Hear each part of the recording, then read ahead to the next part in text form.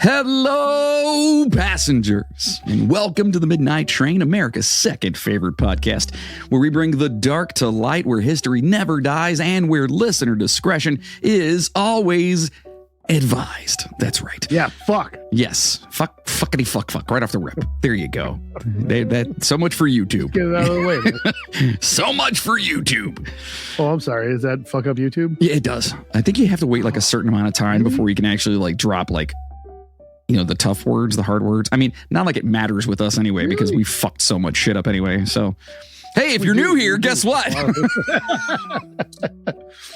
First of all, welcome. Second of all, yeah, that's pretty much the show in a nutshell. There you go. Yeah. Except we do. In a nutshell. Help, I'm in a nutshell. Look at me. I'm in a nutshell. No, of course. That's an early drink right there. Oh, yeah, it is a drink pop, right? Or not drink pop, but it's a drink for all you people out there because we just referenced a movie that would be the Austin of the Powers. Mm-hmm. I'm drinking myself a little bit of some red wine tonight. I'm eating a popsicle. You are. We've established that turkey burgers and popsicles. You're moving on up in the world. That's right. Man, I'm topless. And he's topless. And this is totally going on our YouTube channel, just so everyone knows that. So make sure you subscribe over there. Hey, listen, if you are new here, yes, we are a couple of dingbats that we just try to have fun and talk about, dark stuff and weird stuff and things that, other people may or may not talk about and, whatever, just the strange and, goofy stuff out there, And that's what we like to do. We are somewhat of a comedy podcast. So, and again, we do talk about some dark topics. So if you're not into that, of course, we're not going to make fun of any families or any dead folks unless it's like, hundreds of years old. And then, well, it's kind of fair game at that point, right? Agreed. Okay. And listen, that guy over there that's talking right now, that's eating the turkey burgers, and that's actually half naked as we already ate the turkey burgers. Now I'm eating the popsicle. Oh, now it's time. Well, that's Mr. Moody over there. And I am your host, the conductor of the cryptic, Jonathan Sayer. And thanks for being here. Hey, you know what, dude? What? Give yourself some fucking applause. Come on, man. There you go. That's good. Oh, really? Come on. Yay, as Logan says. Yay. Thanks, buddy. Yeah. It's been a long ass week. It has. What's an ass week? It's a week that's been beating me. Wow. And it's only Tuesday. So yay. Yay. So yeah, listen, so if you are new here, again, thank you for stopping on. If you're not and you are a returning listener, then you know already that it's pretty, the first, 3 minutes here have been pretty atypical, I'd say. You guys know. It is what it is. Welcome back. Bitches and shits and farts and I don't know, whatever. So listen, our Patreon bonus. So for this past week, I actually discussed a guy that was being executed literally last Wednesday. So I dropped it on Tuesday and told his entire read the court docket and everything about what happened. Is that the guy that's like he's not very smart, first of all, and then they think he might not have done it or something? Yeah, dude. And well, let's just say that, they went through with it last Wednesday. But if you want to go back and listen to that episode, it's crazy to talk about because, yeah, if he did what he did, he's a piece of shit. If he didn't, and there's some things that kind of lean towards maybe he didn't, then they screwed up pretty badly. So get over there, check that out. Next week's Patreon only bonus will be on the bit of a weird side here. And it's because I kind of dove down a really weird rabbit hole. Good. Yeah, it's a hole of death, actually. Oh. Yeah, but fake death. So yeah, if you want to hear about that one, you got to sign up and become a first-class passenger over at themidnighttrainpodcast.com or go over to patreon.com/The Midnight Train Podcast. Sign up to become a first-class passenger, get the bonuses, get all the cool stuff, support the show, yada, yada, yada, yada, yada. You know what it is. I need insurance. There it is. Did you say a hole of fake death? A hole of fake death. A rabbit hole of fake death. Interesting. Yes, it is. Yes. You've piqued my interest. Yes, it's piqued. I'm rolling my mustache. You can do that now. It's getting there. I'm growing a mustache, folks. and it's going to be epic. Pretty good. It's going to be epic. It's going to be huge. I don't know. and Are you stupid. going are you trying Sam Elliott stash? Is that what you're Yes, going for? that's the name I was trying to think of earlier. I'm going. Okay, I want all right. Sam Elliott for sure. I want that That's big. something to strive for. I know, dude. I think I can do it. I just got to work on it. All right. You know, I got it. Next thing you know, I'm just going to call you dude the entire time. That's fine. I'm Come fine on, with dude. Come on, dude. All right, so listen, we'll save the rest of the business shenanigans until the end. So let's jump into this thing, all right? Let's turn down the lights, adjust our seats, grab a drink, and let's get celebratorial, if you will. All right. Missing. We'll just fucking talk about it. There it is. But first, here's a toast to all you beautiful motherfuckers. That was seamless. I'm kind of a professional, you know. Done this once or twice. Most definitely. Just saying. What kind of wine you drinking? A Cabernet Sauvignon. Oh. I don't like wine.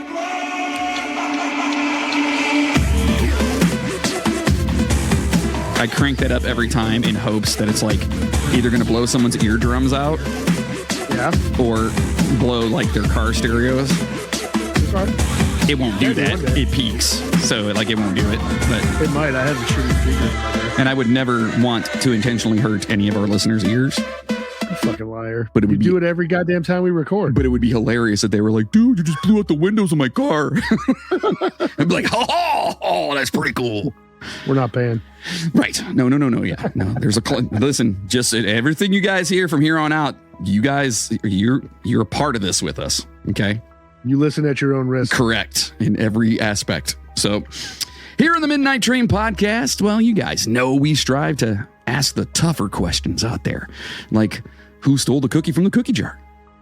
How much wood would a woodchuck chuck if a woodchuck could actually chuck wood? Where's the beef? If a train leaves Chicago traveling at 65 miles per hour due east, and at the same time the midnight train leaves Cleveland, well, you guys fucking get it. Well, I'm not going to even answer it. I'm not even going to try to answer that last one.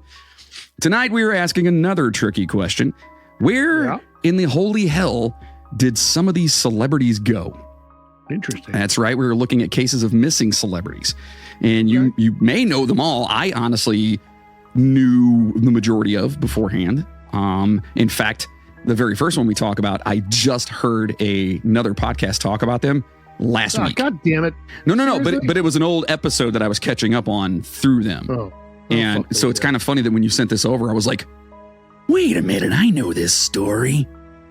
So yes, you guys may know them. Are we doing it better though? That's the question. 100%. Yeah, absolutely. Oh, all right. Well, Yeah, good. of course. Duh.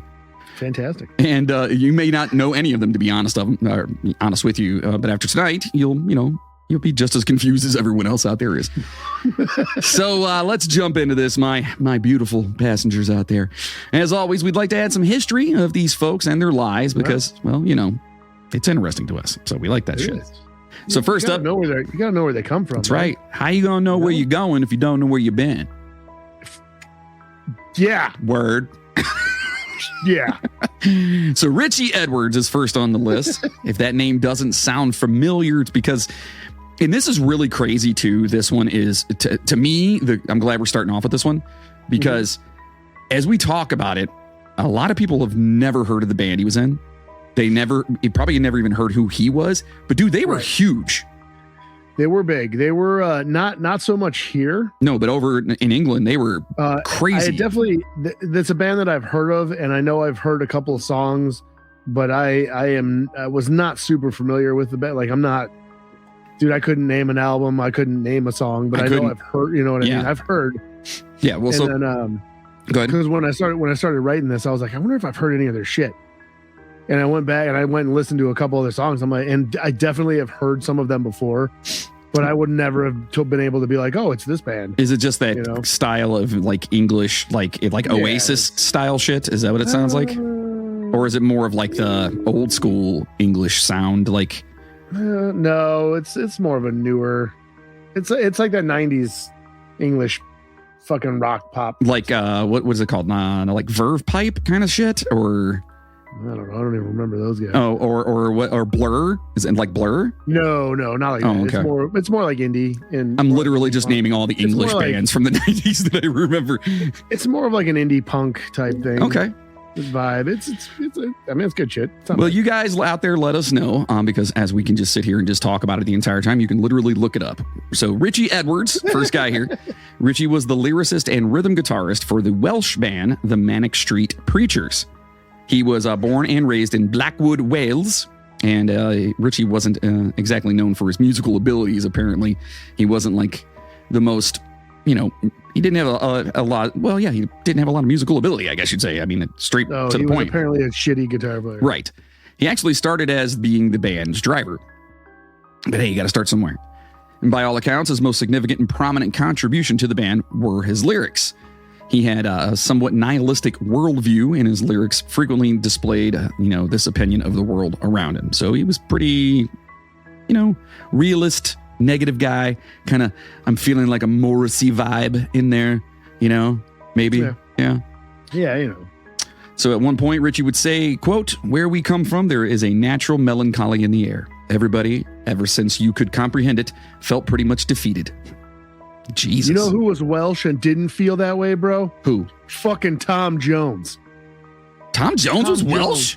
Fuck yeah, he's Welsh. I had no idea. It's not unusual to be loved Tom by Jones anyone. was out there and just fucked shit up for years.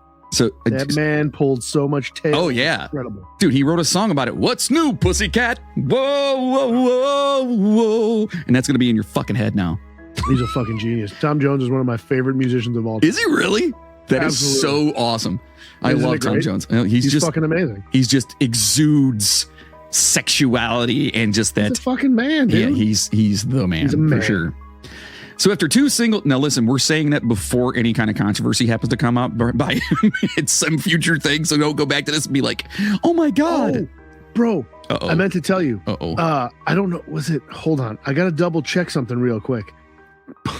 But this is amazing. Tom Jones, if I'm not mistaken, I don't know if it was her virginity. Uh-oh. It was. Fucking Elvira lost her virginity to Tom Jones. Mistress of the Dark? Yes. Shut your face. She that lost is her virginity to Tom Jones. Yeah. There you go, buddy. That's for you. That's pretty amazing.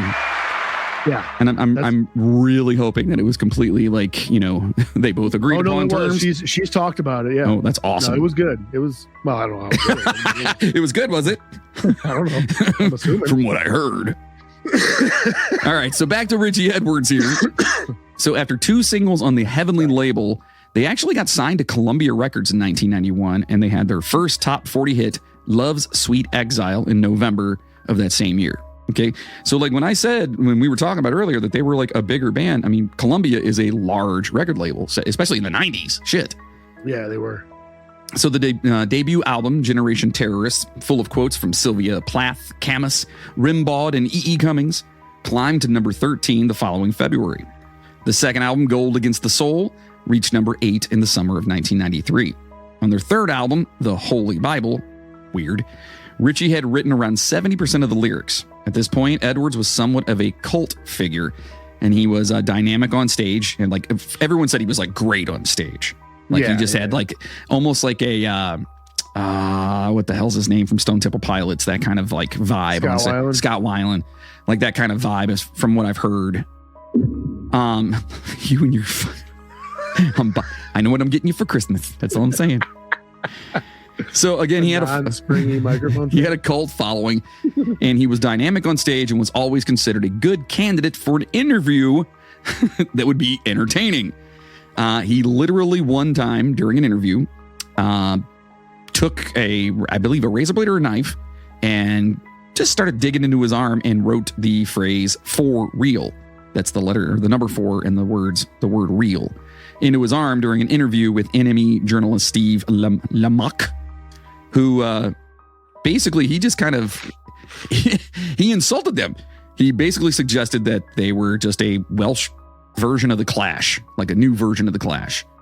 And Richie was just like, you know what? here's what I think of your Clash. And apparently he used to cut himself a lot. Like that was just kind of a thing that he did. He was really into something that he did. And not like crazy like self-mutilation stuff, but more of a, a lot of times when people do that with, whatever, they do it because they want to feel something, because they feel so sad in life and they don't feel anything in any other way. So that's kind of what they do. And don't do that, folks. Please don't do that. Anyway, so in an interview in 1993, fellow band member Nikki said Richie had developed alcoholism. Quote, during that period, there hasn't been a single day Richie hasn't had at least a half a bottle of vodka. It's pretty depressing. That is crazy. Yeah, that's a lot of vodka. Yeah, that's a lot. Vodka's gross, too. Like, why? I don't know. Well, now, are they saying a half a bottle like a half a fifth or a half a handle? Like, I don't know. I mean, either way, it's a lot. It's a lot. I'm just saying, like, if the dude can knock down a half a handle, that's a lot. I mean, sure. So at one point, Richie was hospitalized for his alcoholism and later admitted he was also treated for anorexia and self-mutilation, like we were talking about a second ago. He was quoted as saying, quote, I wasn't coping very well, and I thought my body was probably stronger than it was. My mind was quite strong, but I pushed my body further than it was meant to go. In October of 94, the band was touring and Richie was still looking like a shell of himself, even though it was presumed he was recovering from, his alcoholism and everything else that was going on. So during a show around Christmas, he was noted as looking relatively thin and just kind of hanging out near the back of the stage in the shadows. So he's kind of sullen. He's losing weight.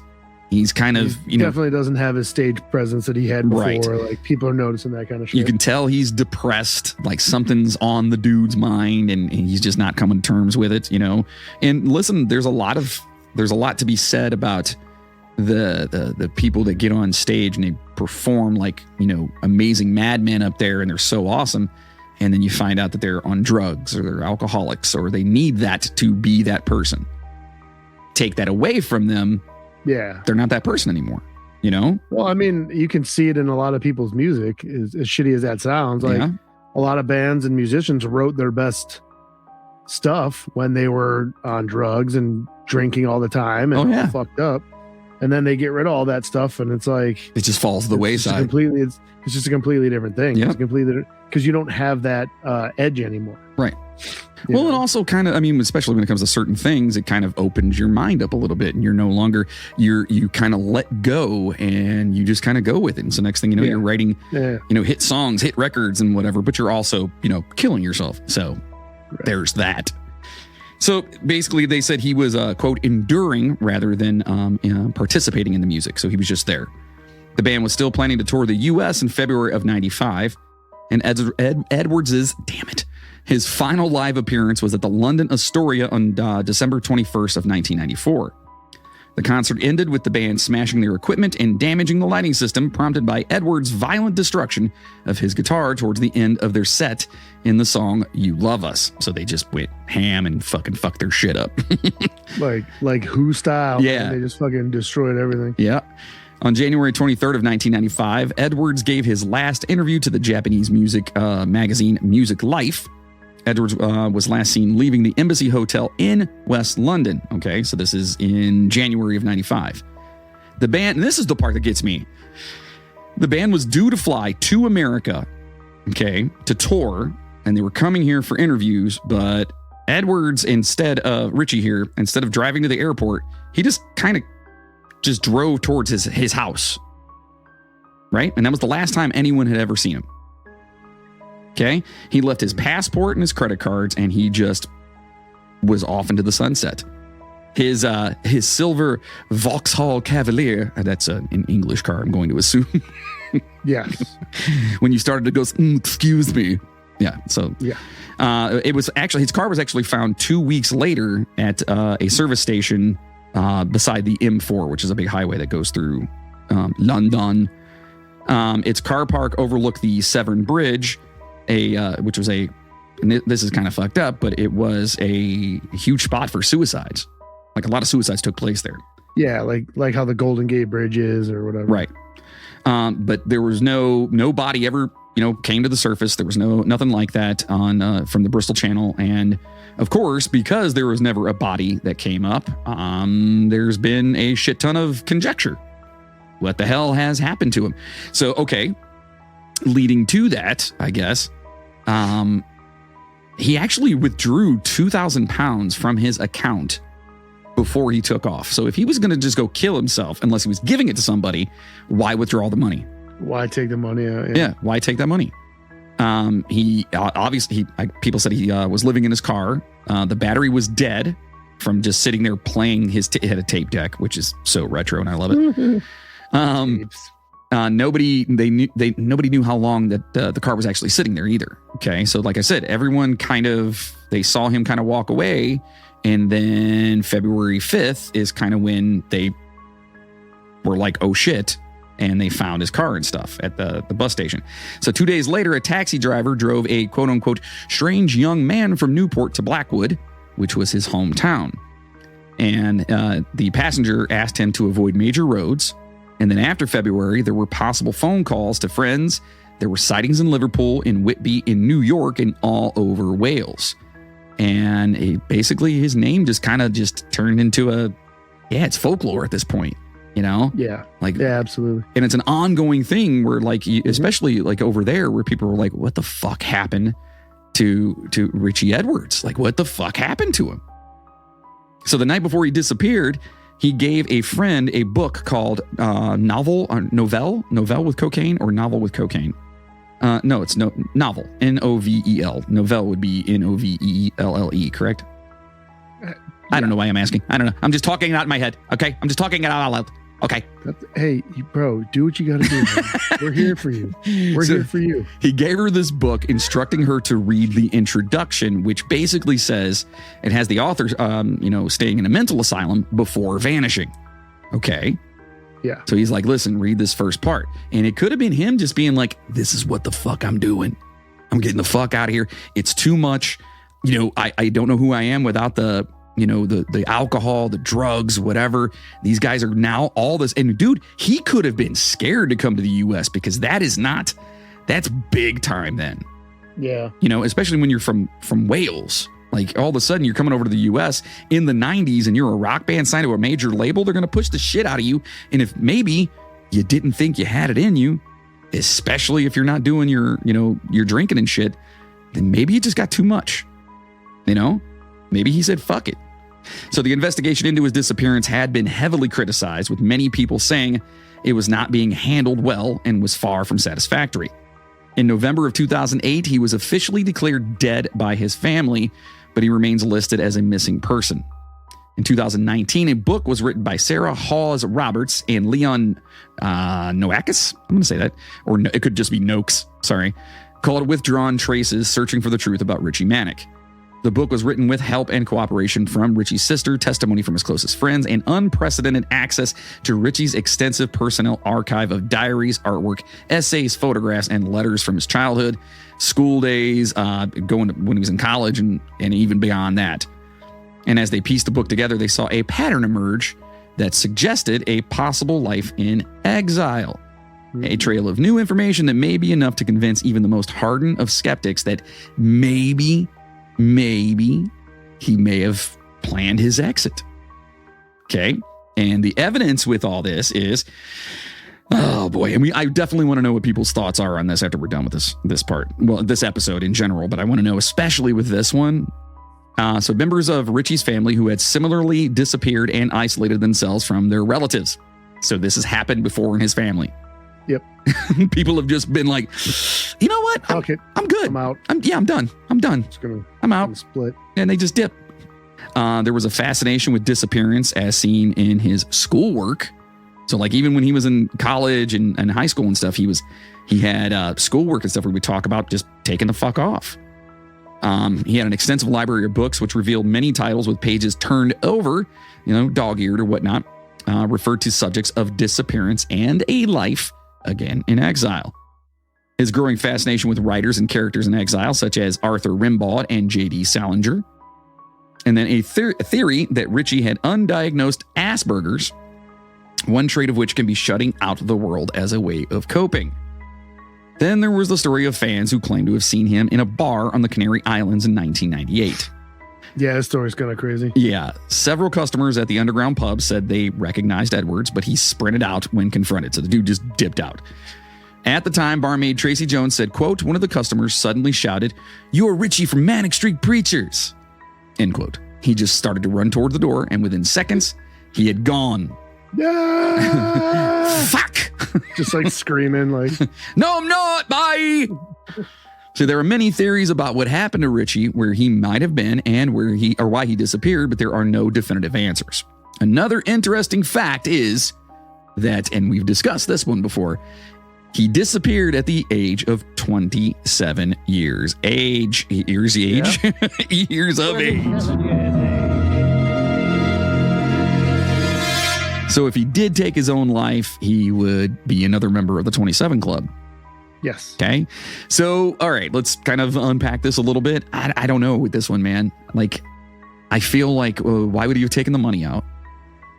Yeah, I mean, if you're gonna kill yourself, I don't understand that. And he had kids too, if I'm not mistaken, right? I believe he had kids. I honestly don't because know. I think that was the whole thing about when they pronounced him dead, finally, that the money went to his kids. I think I think I'm right on that. I don't know. Who knows? I could be wrong on that. But either way, it's just crazy to me that you can just up and disappear. But why not? I mean, if you had enough money on you and you could just blend in with your surroundings and go someplace. I mean, you went to the Canary Islands. Fuck it. I don't even know where that's at. I don't know if he had kids. I thought he did, but I could be mistaken. Yeah, so sorry. Was that? Oh, so sorry. Yeah, I'm so sorry. But either way, I want to know what everyone thinks. Does it sound to you like, or hell, if anyone has any more information, that would be huge too. I would love to hear this because this is. Actually, since we're talking about it, no, he had no kids, no spouse, no will. Oh, I thought he had a wife. Nothing. No. Oh, okay. So he had nothing, dude. No. All right. Well, I don't know that it says his estate was inherited by his parents under intestacy laws. Intestacy laws, whatever the fuck that is. Yeah, I'm assuming that when they said he's dead and they're the next of kin, they got whatever. I say he did. I say you, the Colonel. So next up on our list is an actor by the name of Joe Pickler. Do you guys happen to know who Joe Pickler is? Well, Joe Pickler. It's weird. Is it pronounced Pickler? It could. It's Pichler. When I read it, I was reading it as Pitchler. It could be Pitchler. I don't know though. I don't know how it's pronounced. It could be. It's Pickler or Pitchler. I don't know. I'm not sure. Anyway, yeah, it is what it is. But he's one of those guys. Joe. It's Joe. We'll just call him Joe. Yeah. One of these guys that you said, "Oh, wait a minute, I've seen him. I know that guy," but you never knew his name. Yeah. He played James Vanderbeek's little brother in Varsity Blues and had roles in several Beethoven films. Old Joe's last film credit was in the independent drama Children on Their Birthdays from 2002. And he had relocated to LA as a kid to pursue acting. Okay. Aside from the more prominent roles mentioned above, he was primarily cast in smaller parts in future movies and television. In 2003, his family asked him to come home and graduate from high school, which he did in 2005. After graduating, he lived in his hometown of Bremerton, Washington, with intentions of heading back to LA after his braces came off the following year. Instead, because remember, he's a young guy at this time. So when you guys are, he's not just a grown adult or whatever. He's a young kid at this time. Only losers have braces when they're adults. young adult. And you can send all hate mail too. Don't get mad at me. I'm just kidding. So instead, January 5th of 2006 was the last time anyone had ever heard from him. Okay. Sometime after 4 a.m., Joe called a friend with whom he spent the evening playing cards. According to the friend, Joe was kind of drunk and a little bit upset and was supposed to call back, but he never did. A few days later, Joe's car was found abandoned near a body of water called Port Madison Narrows. According to Wikipedia.com, the area is also called Port Madison Bay. It's located on the west shore of the Puget Sound in western Washington. I believe it's Puget. It's Puget. I thought it was Puget. Are you saying Pam or Pan? Spam? I love Spam. Oh my God, I love Spam. I know. It's definitely underrated. Yeah, it's so good.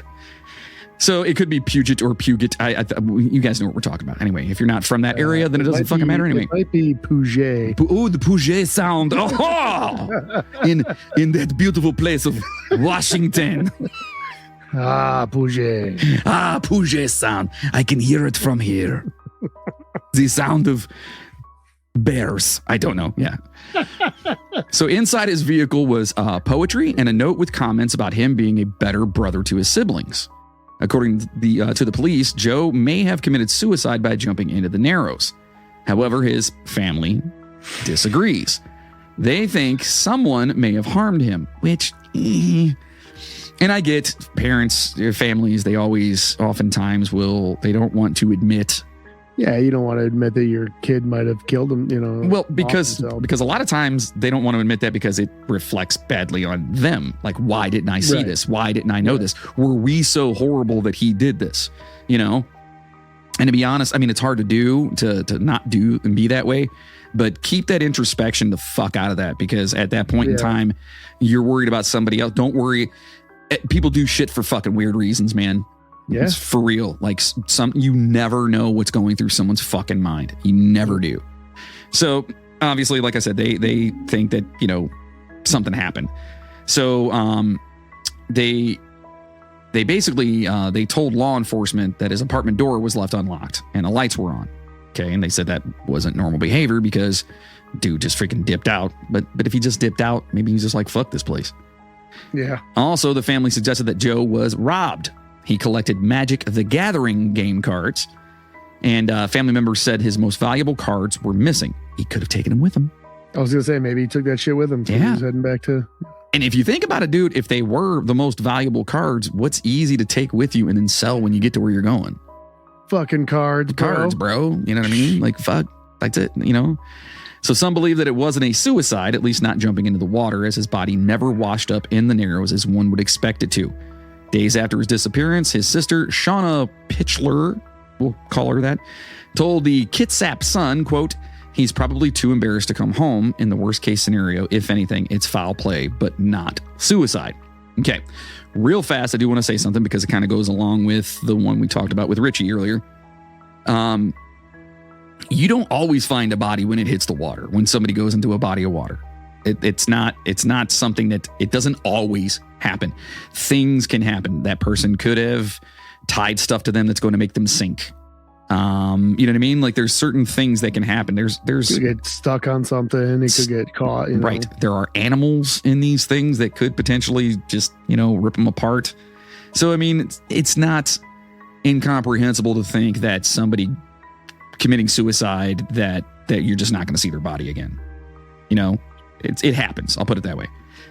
So his brother Matthew added, quote, he left that note saying that he wanted to start over. His mother then went on to speak with the Seattle Post Intelligence and claimed that a detective told her, quote, this is kind of fucked up. I don't know how to say this to you without sounding really bad, but basically, I think your son's dead and it could take months for him to show up in the water, end quote. Now, I probably said it with a lot more angst than he did, but it just sounded like such a dick thing to say. Yeah. So I wanted to sound like a dick when I said it. Honestly, at the same time, I kind of get it. Like if they're like, well, you guys aren't doing enough and he didn't kill himself, there's something else going. It's like at some point you kind of have to be like, look, where we're coming from, he's probably dead. Like, right. We're doing the best we can. And from everything that we can see, he's probably dead. Like, right. You have and to, like, you also you have to kind of like put it to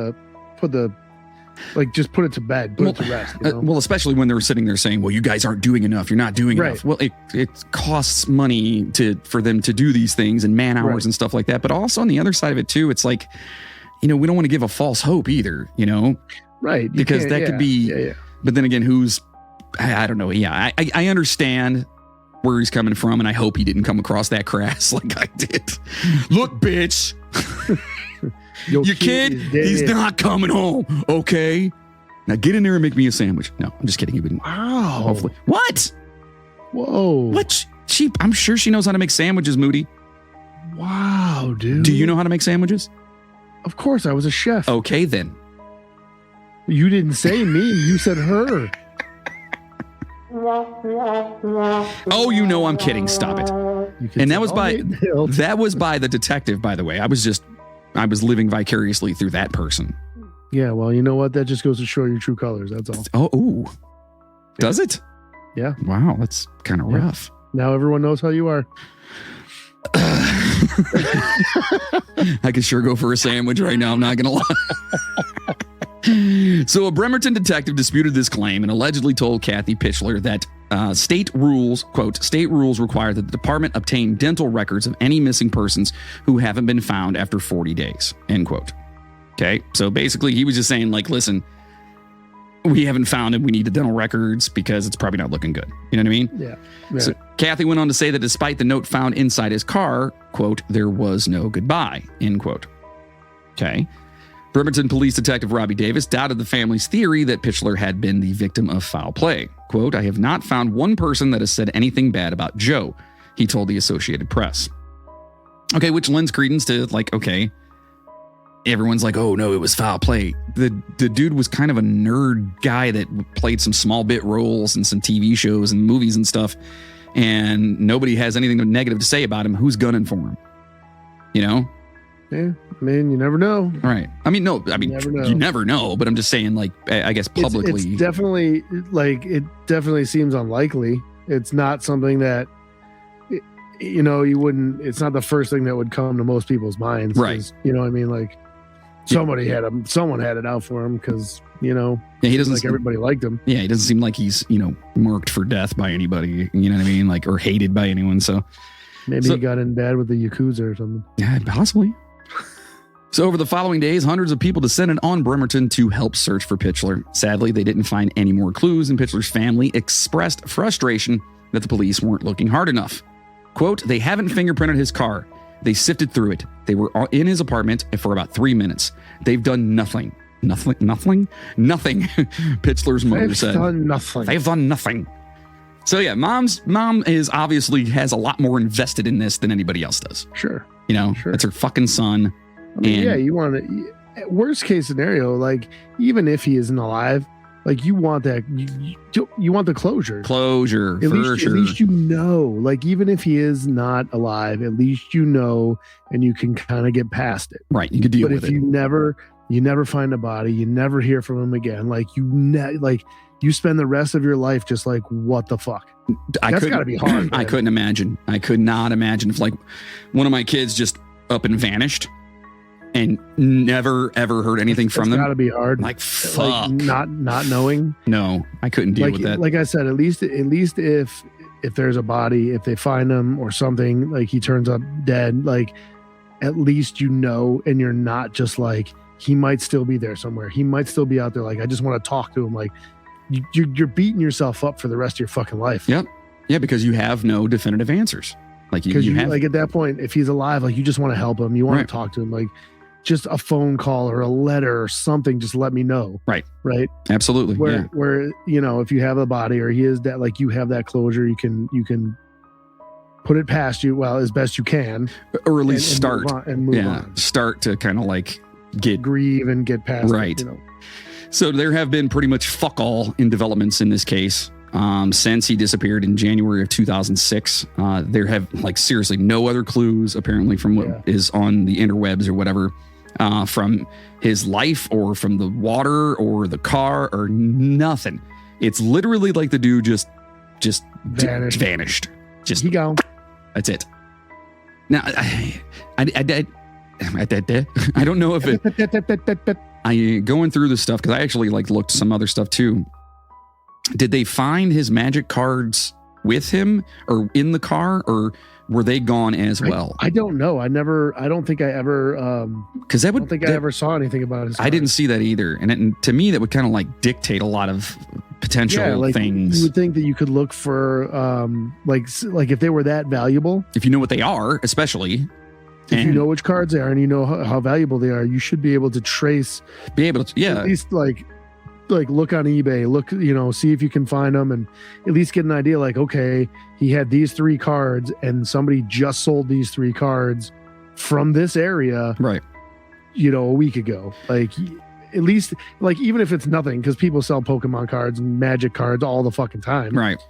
You know what I mean? But like at least it's something that you could be like, let's go talk to this guy who sold these cards and this, you know, maybe we can get a little because at least that way, you know, if you go over there and you're talking to this dude and he's kind of giving you a vibe like he's real nervous, or he's, you know, like, or like you ask him about the cards and he doesn't know shit about them, right? You know, or he doesn't have any more, he can't, you know. I just feel like I don't think mom and dad probably ever paid attention to those fucking cards, so no, they're probably just happenstance at this point in time. But what I'm saying is that yeah, A, they could potentially be something you could track, and B, it's something that if it was he the kind of person that wanted to take like his most valued possession with him when he ended things? Yeah, I don't know. But why not say bye to like his family and stuff? You know what I mean? Right. There was no. That's the other thing. Like if the note was meant to be a suicide note, there was no like, I love you, I'll see you, you know, we'll meet wild. again, goodbye, and it was nothing like that. That is so wild to me. It's like he literally just said he wanted like a fresh start. Yeah, it's just crazy. It's just crazy that you don't have. I mean, again, honestly, that it's that you've got nothing. You've got nothing. Maybe the dude just wanted to fucking do something, like just go somewhere and be a nobody and just go do his thing. Maybe if he wanted a fresh start. Like, honestly, who knows? Like he literally could have just said, "Fuck it, I want a fresh start. I don't want to be me anymore. I'm going to go be somebody else." Yeah, it's very possible.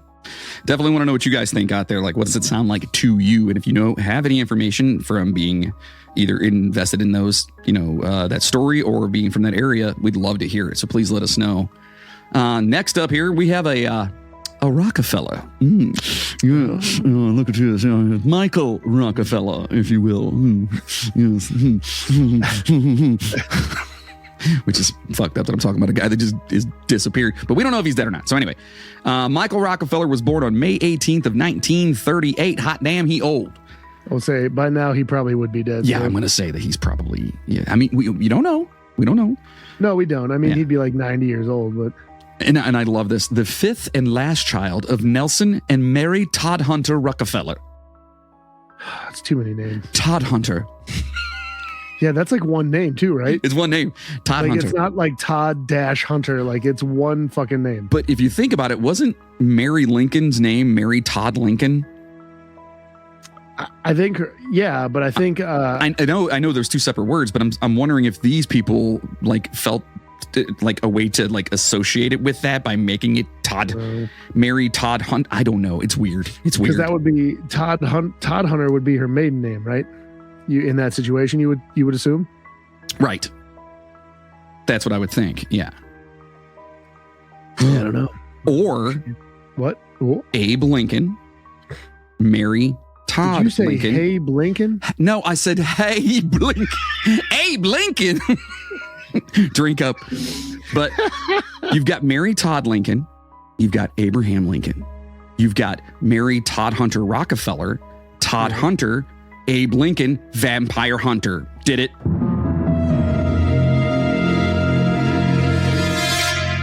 You're welcome. So goddamn loud.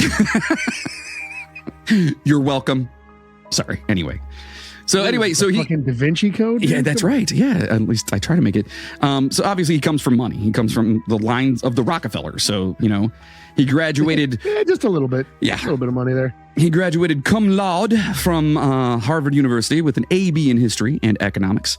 He also served 6 months in 1960 as a private in the United States Army. Michael became a photojournalist and made many trips to photograph and record the lives of various tribes and their lives. One of the most notable trips was a trip to New Guinea, organized by filmmaker Robert Gardner to live among and document the Grand Valley, is it Dani or Dani tribe? I have no idea how it's pronounced. Okay, so we're going to I was reading it as Dani because that's how my wife spells her name. Right, so. That's kind of what I was going, yeah. All right, so the Dani tribe. According to an article on peabody.harvard.edu, quote, the undertaking was extraordinarily fruitful. Okay, these Grand Valley Dani... Yeah. Or is it Dani? I don't know. Donnie. Maybe it's Donnie? Donnie. Donnie? had relatively little contact beyond their valley, producing almost all their own necessities of life while practicing ritual warfare. The expedition lived with and documented these isolated people. So this is literally like a community of people that is off the fucking grid. They've always been off the grid. They were basically an uncontacted tribe of people is what it was. Yeah, like these people don't know shit about what anything we're doing right now. In fact, they see somebody of like, you know, of white skin color and they're probably like, what the? Esquechu Ocha. Did you just refer to me as White Devil? Oh no, he say Esquechu Ocha, Esquechu Ocha. Oh, I get it. White Devil, White Devil. This is how they know you. Leave that part out. This is how they know you. Oh my God, I love that. Oh shit. Oh fuck. Sorry. Oh man, I got lightheaded from that one. So the expedition eventually produced Robert Gardner's feature-length film, Dead Birds, Mathiassen's, nonfiction book, Under the Mountain Wall, 2 doctoral dissertations, and a book of photographs, Gardens of War, with text by Gardner and Hyder. Okay, so this was a big deal. Lots of shit. I mean, you're talking, you know, these people went over there and did something no one else has done. You know, so and I'm pretty sure that most of that shit is in the Smithsonian at this point, and I believe it was. I think did it say that it was backed by the Smithsonian? Because I believe that it was funded like through the Smithsonian. It may have been. It says according to an article on peabody.harvard.edu. So it doesn't really say. Yeah. I mean, it may say in the future, like as going through this. Maybe. But, I don't know. Yeah. I don't fucking remember. So let's see here. When Rockefeller had a break from the project, he ventured south to the Asmat people, where he discovered their incredible works of art, such as the Asmat Bij or Bis pole. Okay. Sure. The poles were immaculate wood carvings of their ancestors stacked on each other, some over 24 feet high. Sounds so like a totem pole? Yeah, it's basically a totem pole. Yeah. It's pretty sweet. Inspired by what he saw, Rockefeller returned to New Guinea in the fall of 1961 to gather as much native art as possible for a new New York City museum. New York City. New York City. Oh, look. Why does that come up in every episode now? He's all over my bullets and everything. Probably gets his salsa from New York City. New York City. So partnering with Dutch anthropologist Renee W. Wassing and 2 young native boys, they procured and that's quotes. Oh. Yeah. They procured a fashioned catamaran type boat and they stuffed it with Asmat art over 3 weeks, meandering the jungle inlets of now Indonesia through a series of rivers. So they go over there and they're like, we want to take this art and we want to bring it back to New York and we're going to put it in the New York City Museum. Okay. Right. Which correct. Is cool, but also, are they stealing this shit? I don't think so. I believe it was, they actually like would go and they had a lot of like, they were one of like very few people that had a lot of contact with a lot of these tribes. So I think it was one of those, like, I don't think they were stealing it because a lot of these tribes will fucking kill you if they don't like you. Well, it's happened. They will not hesitate to fuck you up. It's happened. Who was the guy that he kept going there and like trying to like get them to become Christians? There was a Christian missionary like several years ago. It's that island. It's North Sentinel Island. Yeah. And they're completely cut off. They've never had anyone else come to their island. It's like protected. Except this dude got on a fucking boat and started going there to try to fucking do his little God mission, and they killed the shit out of him. Yeah, we should do a bonus episode for that, just because with this episode, like, I think that'd be, I don't want to say fun to do. Like, that's one of those, that's like literally that island, like people will fly like planes low over the island and they will fucking shoot arrows and throw spears and shit at the, like planes and stuff like that. I think people have tried to put like drones over the island and they fucking take down drones and shit, like with spears and shit. It's crazy. And this dude was like, no, they'll listen to me because I have the power of Christ. All and then they need is Jesus. Yeah. And then Jesus was not enough he did not take the wheel. Nope, he did not. He did not. No. Okay, so now they're over here. They're getting this, all this artwork and whatnot. And so walking on the land would have been a swamp bog death march because it's just swampy and gross and they're not used to doing this. Also, they covered far more of the grid in their catamaran. So being on the catamaran in their little boat, instead of like walking through there and going, it worked better. And along the way, they traded tobacco and axe heads for skulls and spears. There you go. I'll give you cigarettes. Give me skulls. He's like, this one? No, not his. He's alive. No. Find me one that's already done. Do you have one that you've already cleaned and cleaned for me? Yeah. So November 17th of 1961, the party of four set off from Asgats, a little fishing village, and went down the coast towards the more remote tribes of the Asnat in the south. Okay, so they're going down here to check it out. Not long into the southern voyage that day, their makeshift outrigger canoe hit the outpouring inlets of the Palau River when the Betsj, how the fuck? Bets, it's Betsy, right? Because the J is actually a Y sound. So it's Betsy. I don't know. I'm making shit up right now. It's Betsj. I can't do normal words, folks. You're going to throw all these consonants together? Get the fuck out of here. No, I cannot. Anyway, wait till the next episode. Yeah, oh, God. A lot of Russian words. Oh, great. So this is the Betsj, whatever, river collided with the Arafura Sea, and they dealt with waves that, basically the waves were coming over and their little boat couldn't handle the shit. Okay. Right. So because it's where the river basically pours in. So you get it's a pretty, you get some pretty crazy fucking choppy waters right there. Right. So the current began carrying the boat out to sea, and the two native boys that were helping jumped ship and said, fuck y'all, and left. There was time for Rockefeller. They were like, we know better. We know how this ends. Yeah, exactly. Bye, white people. Woo. So there was time for Rockefeller and Wassing to jump as well, but they had, all this art that they didn't want to just let go. So I'm not leaving my skulls. Eventually the waves flipped the vessel over completely and they lost everything that they had actually collected anyway.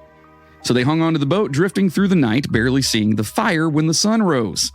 Quote, "I think I can make it," was the most famous quote eventually relayed to the rescuers. Okay, so tying 2 empty gas cans to his waist as a flotation device, Rockefeller dove in and swam to shore. Not a bad idea. Actually pretty smart. Not gonna lie. He should have just fucking done that to begin with and not almost died over the artwork, but... Sure, agreed. So he did this, and that was pretty much it, because one gas container would later be discovered on the beach, and that's the only proven physical evidence that was ever found that could be tied to his disappearance. I feel like that's not just like... They say that those were like his famous, the famous quote, but that's not his. He's not the only one that those were like famous last words. No, for, everybody does that. I think I can make it. Yeah. Okay. Oh, can you? I think you're a dumbass. Good luck. I've said that numerous times, and I rarely, if ever, make it. And that's pretty much the older time version of here. Hold my beer. Hold my beer. I think I can make it. I think I can make it. All right, tough guy. I got scars that prove that I could. So what exactly happened? So, for the unimagined, he simply didn't make it to shore and he drowned. Okay? But obviously, you know us, and we want to take it a little bit further. If that was the case, obviously it wouldn't be a part of what we're doing here. So this disappearance had many theories, and we're going to discuss some of those. So the first theory is, sharks. Sharks ate his ass. Many think that sharks. You got killed by sharks, dude. He's like swimming. Oh. Blah, blah, blah, blah. Can you imagine sharding yourself to death, bro? Listen, it's come close a couple times. I'm not gonna lie. It's happened close calls. Anyway, so sharks. All right, a lot of people think that sharks ate him on his way to shore. And the shark ate me. The sharks. So the swimming plus the noise from the gas cans are believed to have possibly attracted the sharks, which, according to many sources, were very abundant in this area of where this took place. Okay? Yeah. But sharks are also they're pretty timid. They hear loud noises and they want to check it out and whatnot, but for the most part, unless you're dealing with a fucking tiger shark. I wish I knew what kind of sharks it was, because I'm definitely... It might say, because there's a... Okay. the one thing I was reading, the one dude, I think I put it in there. He was basically like, I have never seen so many fucking sharks in one spot in my entire life. Like, apparently there was a fucking dickload of sharks there. Because I'm terrified of sharks. So I know like everything about them because of how terrified I am. You're like terrified of sharks? I'm fucking terrified, dude. Really? Yeah, like to the point where I'm an ocean goer then? I am I will not get on boats. Really? Even in Lake Erie, dude. I can't. I went on a cruise and it was the worst time of my life. So it was horrible. It was like they can't get on the boat. You know that, right? I don't know that. They're not terrestrial. Have you ever seen like sewer sharks or any of those shows back in the day? I mean, those were cartoons. You know what? So I'm just saying, like, no, I don't like them. Yeah, I don't like them because they're fucking. You know what it is that my mother allowed me to watch Jaws when I was a little kid, and I've been traumatized ever since. My kids have watched Jaws. It's a great movie. I go back and watch it now, and I'm like, yeah, this is awesome. I mean, it's good for what it is, but I don't like sharks. Anyway, so pussy. Fuck off. So a pilot involved with the search team wrote in his report that he had never seen water so infested with sharks. There you go. It doesn't say what types of sharks, though. Estimates have Rockefeller and Wassing anywhere from 3 to 5 to 10 and beyond miles offshore. So anywhere from 3 to over 10 miles offshore. Yeah, somewhere in that vicinity. Any one of those big fucking difference when you're swimming for it. Absolutely. Any one of these distances would be enough to get the attention of sharks. Sure. Okay, sure. Then there's the this one's great. The cannibals. Heyo. All right. This is a good one. Yep. There's always the chance that Rockefeller was eaten. Quick visual overview of the Asmut. Let's see. They're primarily naked. Have spears, long shields, living in grass huts and dirt camp spots with decorated human skulls throughout the village. So, wonder how they got those. Those are my people. Yeah. So it's easy to point to the tribe of head-hunting cannibals that simply could have just fucking slaughtered his ass just to do it. I mean... That's what, you know what, dude? That's the way to live, man. Just naked, killing people and eating them. I mean... that didn't work out for a lot of people that we've talked about on this show. I'm just saying, like, if that's like, you're just like, you know what? I'm just going to go live in the jungle, kill people, fucking be naked and eat them. See, it's one thing if you like, fuck it, I'm gonna go live in the jungle, and if someone comes out to fuck with me, I'm going to eat them, versus I'm gonna go live in the jungle and just go out and hunt people. Yeah, well, I mean, what else are you gonna do? Isolated much. That's going to be isolated. Someone's going to isolate that for sure. Yeah, that's fine. That's fine. That's fine. Hey, dude. Hey, any publicity is good publicity, right? Yeah, apparently. Considering you're naked right now as we're doing this. It's going to be audio clips of me being like, yeah, I just want to be naked and go live in the jungle and kill and eat people. And fucking eat people, So this theory they have about the cannibals here, it's the prominent theory outlined in Carl Hoffman's book, Savage Harvest. Oh. Several historians, including Hoffman, who lived with them for a time, have described the Asmut as a generally understanding and caring people with unique oral histories. But they did engage in blood feuds, and pretty much the only way to get revenge is by killing your enemy, eating his soul, and making their skulls into a fantastic nightstand. It's like, look, John, I care about you, but I have to kill you and eat you now. Correct.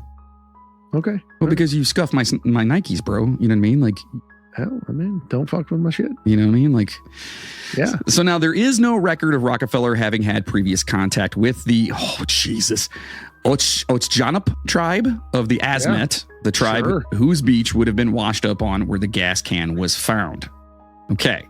So in other words, he never was in contact. So if he did happen to wash up, this was a different tribe. They're going to see him and be like, what the fuck is this? You're talking about a really European dude. Dude, he was white as fuck. Right. Showing up on your shores. You know what I mean? Like, and if you're the type of can around your waist. Yeah, if you're the type of tribe that's like, I think he's a cyborg or something. Right.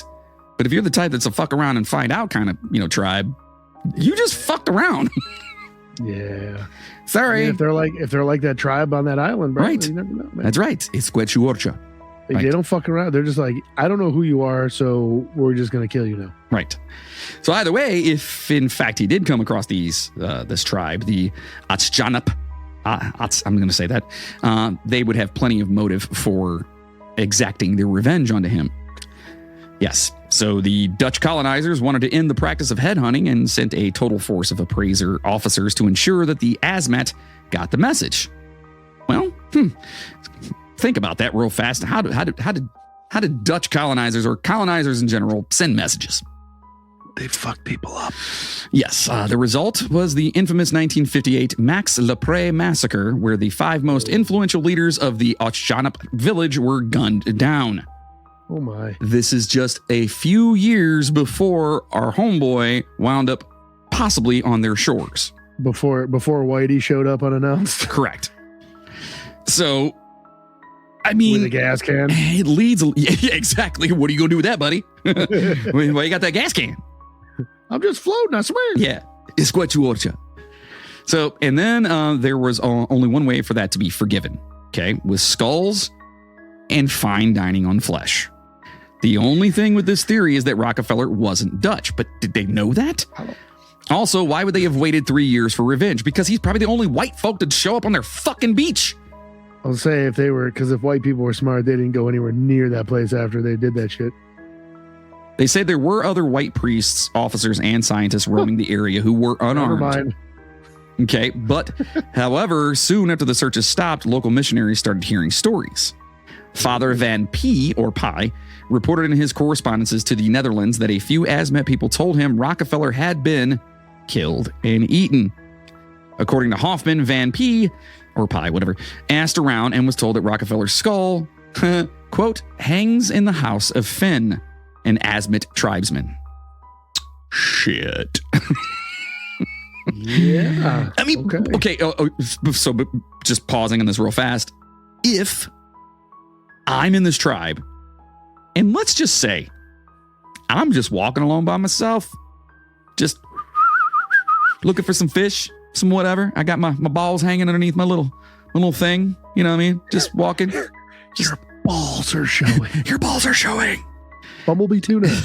Bumblebee and tuna. I'm just walking around, and all of a sudden you hear splash, splash, clink, clink, clink. Oh, dear God, help me.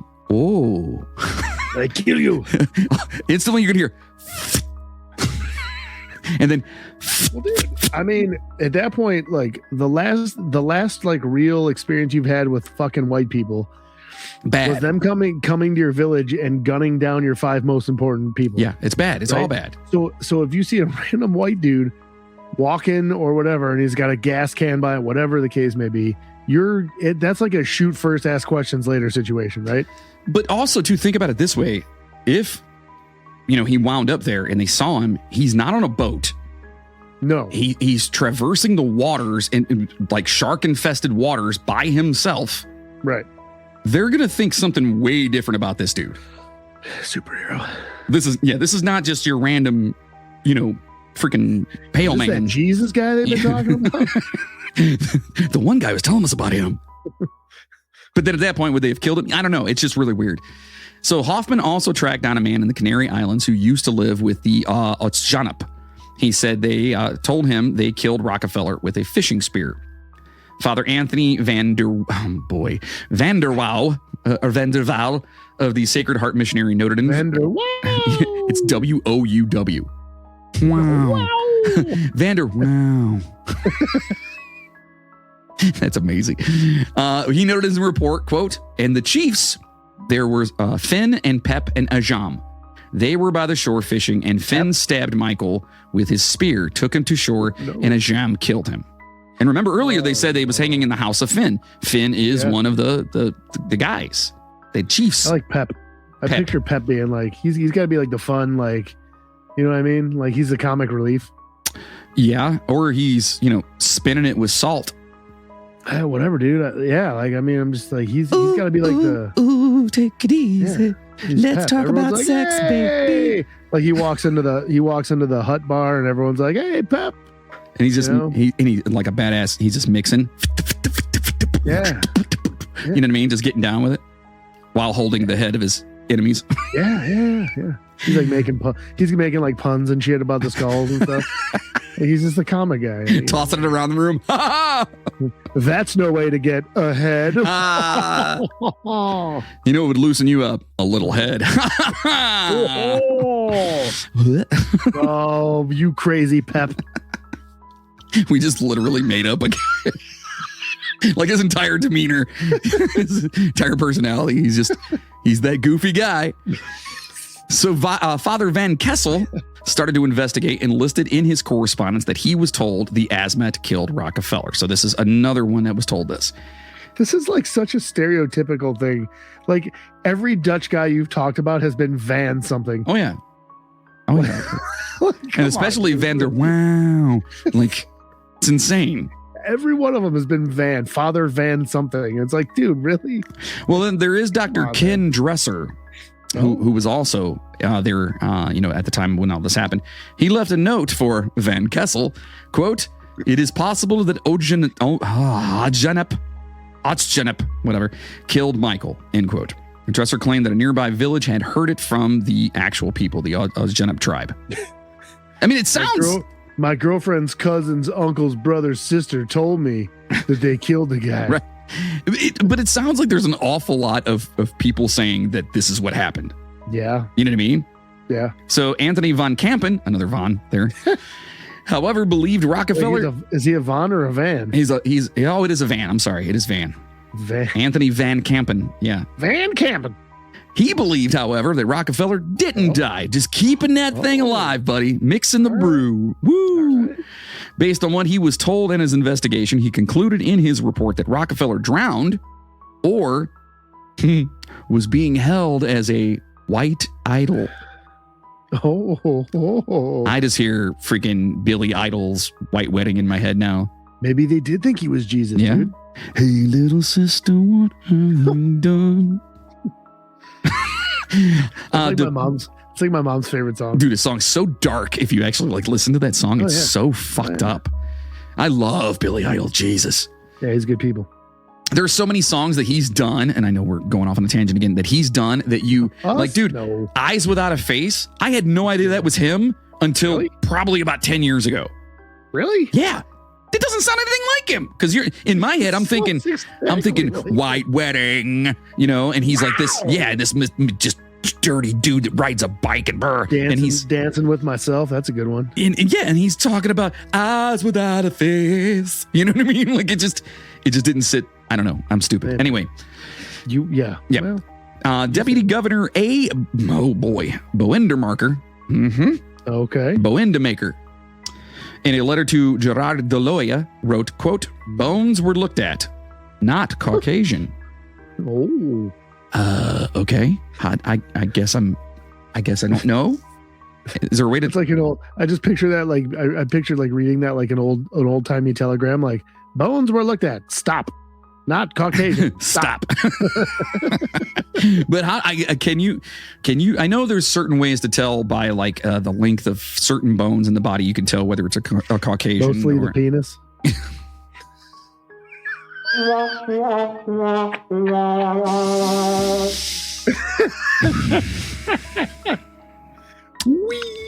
It's sad because it's true. So Adrian Gebrans, an anthropologist in the area, insisted that one should not trust the tales of the missionaries and asserted, quote, "These motherfuckers don't know shit." No, he didn't say that. He said, quote, "These people don't kill whites. One would need to know his name to kill him," Gebrans suggested.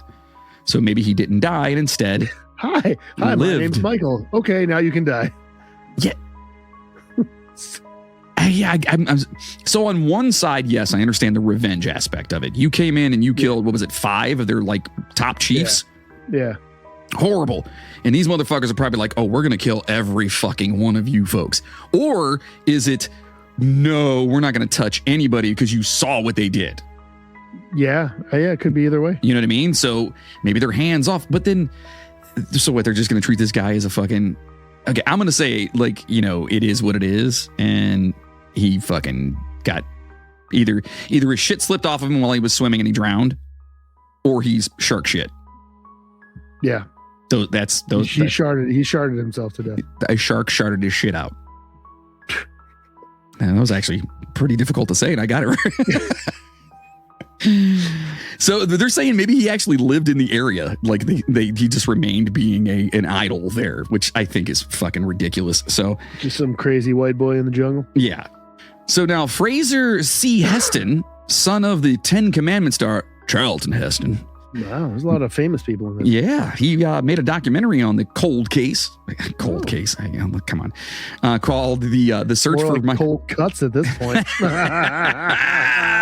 The cold-blooded case, if you know what I'm saying, because sharks are cold. Anyway, that was bad.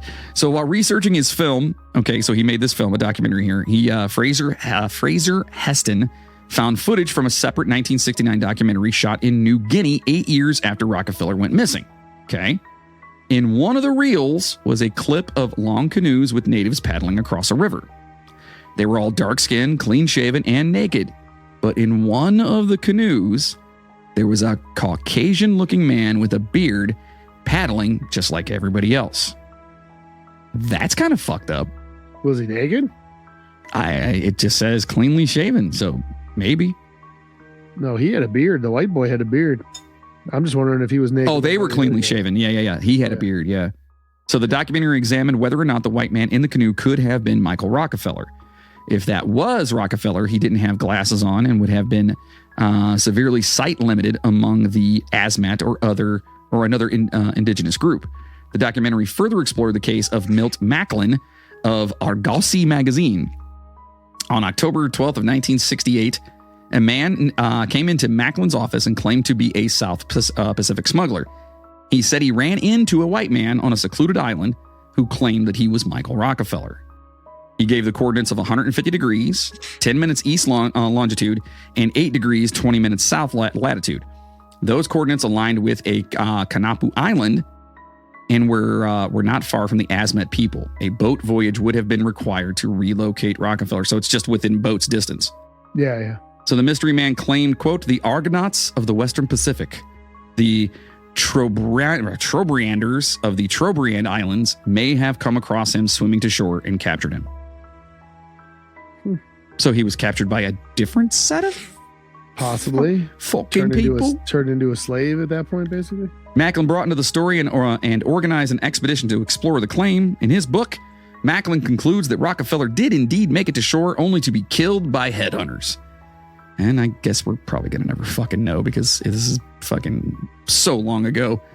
And most the thanks and credit for most of this information go to a fantastic article that Mr. Moody found on ashlandsource.com, written by Adam Fox.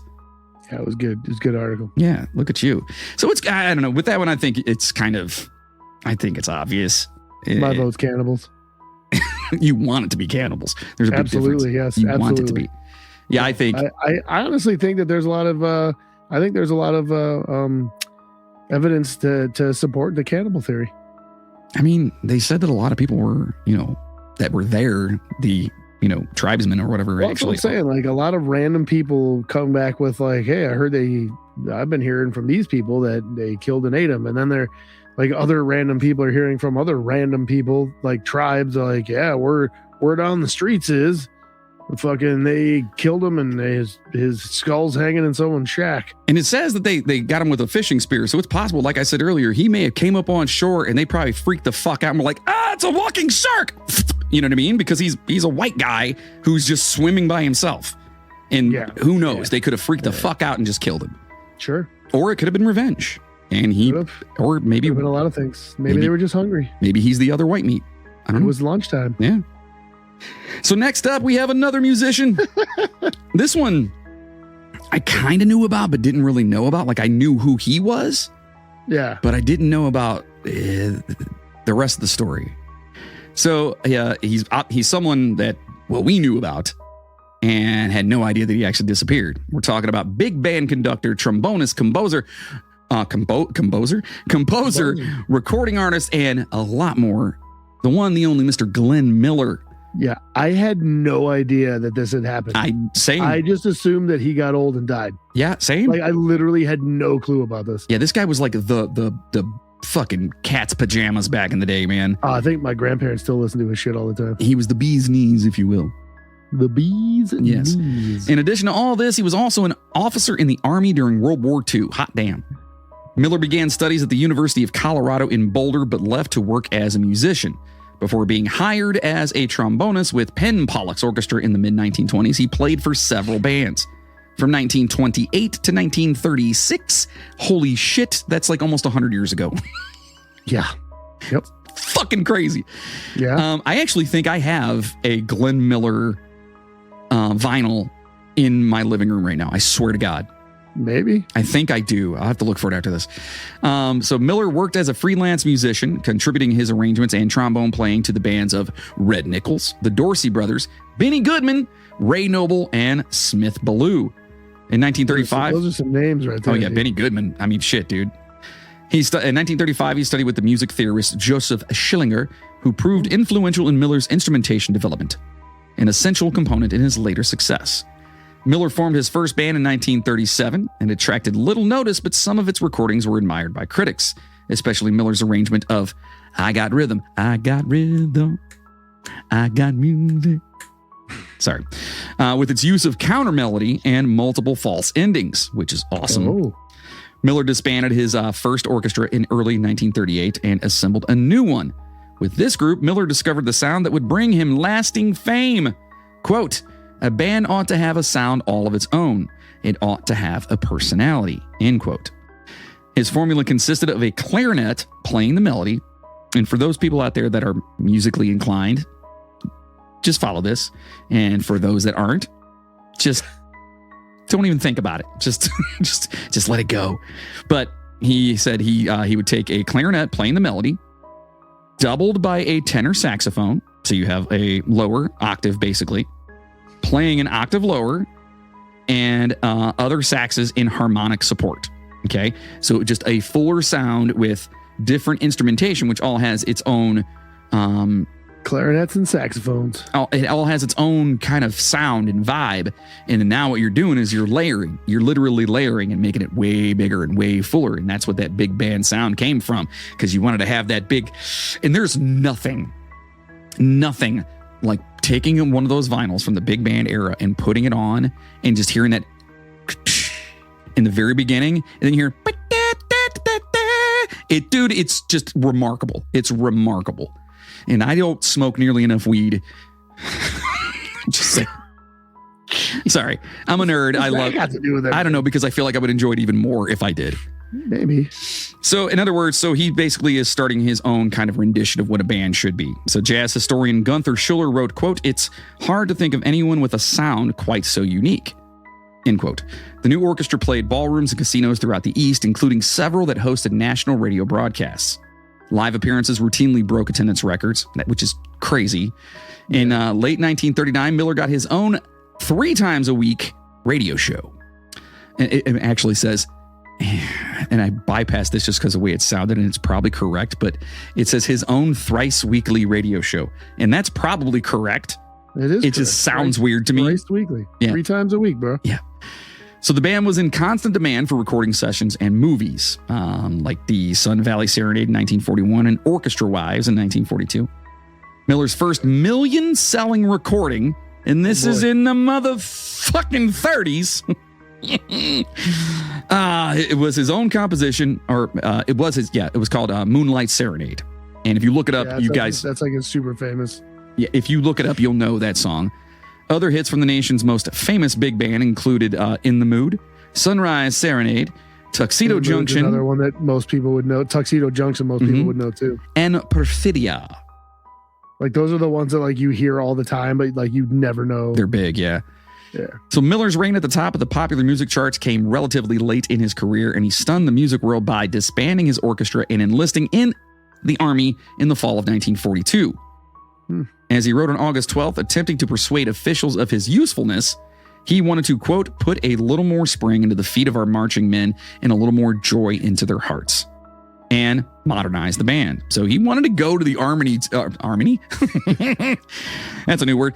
He wanted to go to the Army to, one, fulfill his duty as an American, but to also make their band sound better. He's like, listen. Well, yeah, because he was like, I want to do this because it's going to boost morale. It's going to make people happy. It's going to, bring everybody up a little bit. And we're going to go out there and we're going to fucking show them what's up, bro. And we're going to win this shit, which is amazing. Like, it's just Glenn Miller. God damn it. Glenn Miller sounds like an absolute, I don't know, like a hero. I mean, if you think about it, like, he just sounds like a hero. Like these guys that, like, I mean, certain guys were, drafted or enlisted into it, whatever, but to just drop what you're doing and go, you know what, fuck it. Especially, that's like at the peak of his career too. Right. Like, he was on top of the fucking world at that point. Yeah, it's nuts. So to that end, and to raise millions of dollars for the war effort, he spent October 1942 until December of 1944 leading the All-Star Army Air Force Band, a 42-piece orchestra with a 19-piece swing band at its core. That's awesome. That is so cool. The band comprised some of the best players from the classical and jazz fields, and its varied repertoire was well suited to Miller's own ambitions as a leader and arranger. So he was having a fucking blast with it and was making it his own. And these, you've got the guys out there that are just freaking into it. Like, it's just, it raised morale. It was this huge thing. So after all this, on a foggy afternoon, December 15th of 1944, he took off on a plane from England heading for France. His plane. Jesus, dude. I'm getting ahead of myself because I'm so excited about this. His plane vanished over the English Channel, which is crazy because I did not know that. Glenn Miller was never seen again. The official explanation is, well, the most obvious one. Miller and the crew fell victim to bad weather.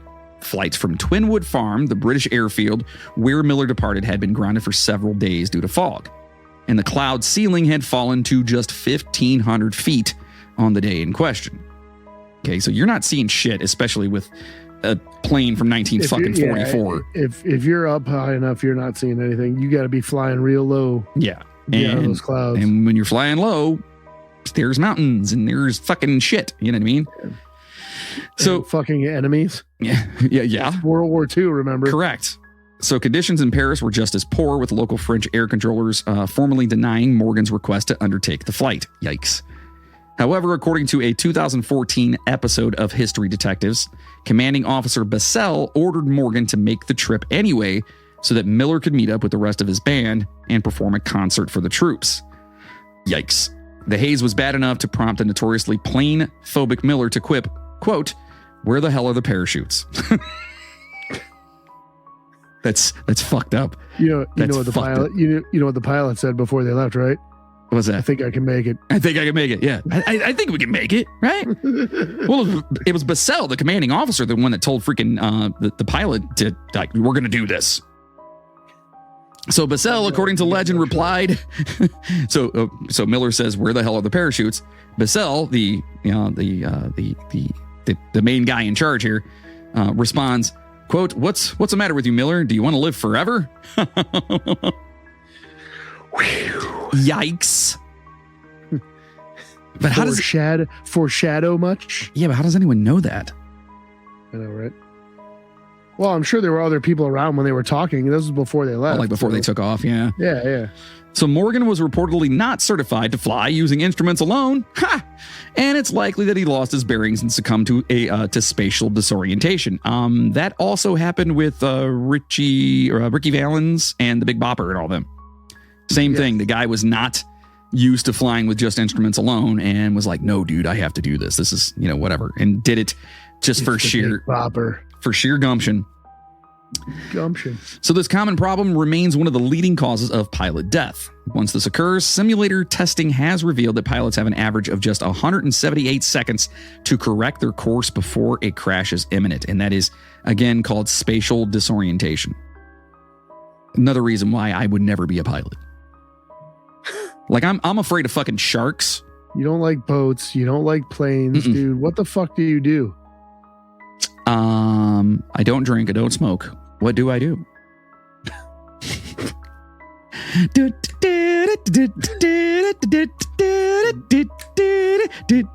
You wanted it. You want to come on.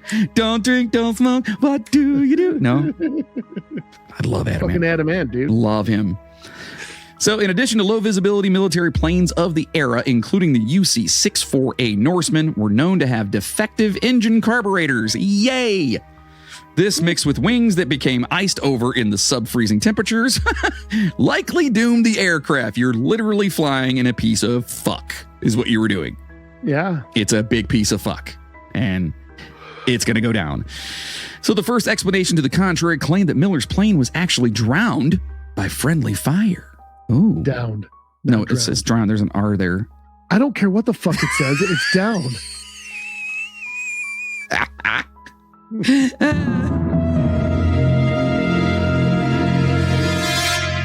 Yeah, Ow. I do that intentionally now. Dude, So- like, literally my headphones are crackling. It's so loud. So they're saying that they were knocked out of the sky by friendly air fire here, right? Correct. Okay. Correct. So Fred Shaw was part of a fleet of 138 British Lancaster planes en route to Germany that day for a planned bombing raid, but their mission was aborted due to poor weather. Like even they were going, no, we're not doing this. Landing an aircraft laden with live explosives was deemed prohibitively risky, so the flights were ordered to a 10-mile circle of the English Channel to safely jettison their collective 100,000 bomb payload. Damn. Quote, I'd never seen bombs exploding from a plane before, Shaw recalled. Quote, I put my head in a little observation blister where I could look vertically down. There, sure enough, 4,000-pound cookies were exploding, and I could see the blast waves were radiating outward. As I was watching, the bomb aimer said, quote, there was a kite down there, and I looked down and saw a small, tiny, high-wing monoplane. I saw him flip over to port. He looked like he was going into a spin. He dived in and splash. Then he disappeared under the wing. End quote. So in other words, they have a shitload of fucking bombs. Mm-hmm. Them bitches is going off. Yep. And as they're dropping, they're going off. And there's this little itty bitty plane that shouldn't be in the air right there. And it's just going around this little fucker. And he's saying, I saw it. And it was gone after that. I seen it. I seen it. That is crazy, dude. Yeah. Oh, after viewing a Glenn Miller biopic a decade later, Shaw felt compelled to check his logbook to see if the date of the bomb dump corresponded to the day Miller went missing. And it did. Down to the fucking hour. Wow. Shaw's flight captain, Victor Gregory, also recalled that Shaw and two others had reported a downed plane over the intercom. Yet this theory is contested by Roy Brown, another veteran of the same bombing raid, who says it would have been impossible for Shaw or anyone else to have witnessed the crash of a light aircraft like the Norseman. Quote, over 100 aircraft were involved in an extremely dicey action in a 9/10 cloud when we could hardly see our own wingtips. Brown wrote in a 2008 op-ed in the UK Telegraph. So he's saying you ain't seeing shit. Like he's full of shit. But if you're looking down under the cloud cover, you probably could see it, right? You're not looking to your left or your right or above. You're looking down. He was specifically looking down. Yeah. And they said that you know what I'm saying? So if they were flying low enough that they could see through the cloud cover, I mean, it's possible. Who's to say they couldn't fucking see it's it? possible. Well, most controversially, some believe that, well, as we all know how everyone is, Miller wasn't actually on that fateful flight. Oh, thank God you did. See, I turned it down for you, buddy. See I that? appreciate that. German journalist and conspiracy theorist Udo Ulfkott claimed in 1997 that he uncovered secret government documents that indicated Miller died not in a plane crash, but in a brothel after arriving in Paris. All right, Glenn Miller, let's do this. In an interview with the German tabloid Bild, and later picked up by UPI, he explained that he came across his alleged discovery while doing research for a book on the Bundesnachrichtendienst. Bundesnachrichtendienst. I feel like I got that pretty damn close. Or the BDN, which is the German intelligence agency. Bundesnachrichtendienst. Shit, whatever. According to Lovely language. According to Ulfkott, Miller died of a heart attack in the arms of a prostitute, but the manner of his death was kept secret to preserve both his reputation and the morale of Allied troops. Yeah, right. The troops have been like, fuck yeah. Like, he died doing what? What a way to go out. Yeah, you know what I mean? Like, absolutely. Come on. You cannot negate the idiocy that is man. Okay. Oh, yeah. Like, we're stupid. And that right there, if one of my heroes died doing that, I'd been like, yeah, even though I've never done that. You know what I mean? Like, You've still. never had sex? I've never had sex. Yeah, it's weird. Oh, yeah. Incredible. Yeah, it's weird. Anyway, however, in the aftermath of the initial report, Ulfcott walked back his claim. So he basically said, nah, wait a minute. Saying that he had been misquoted in the Bild story. Instead, he said that he never possessed documents proving his version of Miller's death, but had received the information from German intelligence specialists during an off-the-record conversation. Oh, sounds very, very likely, doesn't it? Yes. Yeah. Though it's interesting to note that Miller was not reported missing for 9 days after the Norseman crash. There is no credible evidence to disprove that Miller went down with his flight. That's wild. Don Haynes, Miller's military aide during the period, vehemently denied Ulfcott's tale when asked about it in 1997, dismissing it as perverted and a 16th-hand rumor. Quote, I guess it's much more exciting to hear that he had a heart attack while he was having sex than that he died in a plane crash. End quote. He told the New York Daily News. But yeah, it is. It's a lot more exciting. Like, yeah. Let's be honest. That's pretty cool. So perhaps even stranger, Miller's own brother and fellow musician, Herb, reportedly claimed in 1985 that he died in a different kind of bed, a hospital bed. Quote, my own theory for years was that he never even left England, but died somewhere of cancer. Herb allegedly told the Weekly World News, quote, I have never believed in the story that my brother died in a plane crash, end quote. The accident, he claimed, was concocted to provide the swing star with a hero's death rather than one in, quote, in a lousy bed. I don't know. The prostitute one's still pretty cool.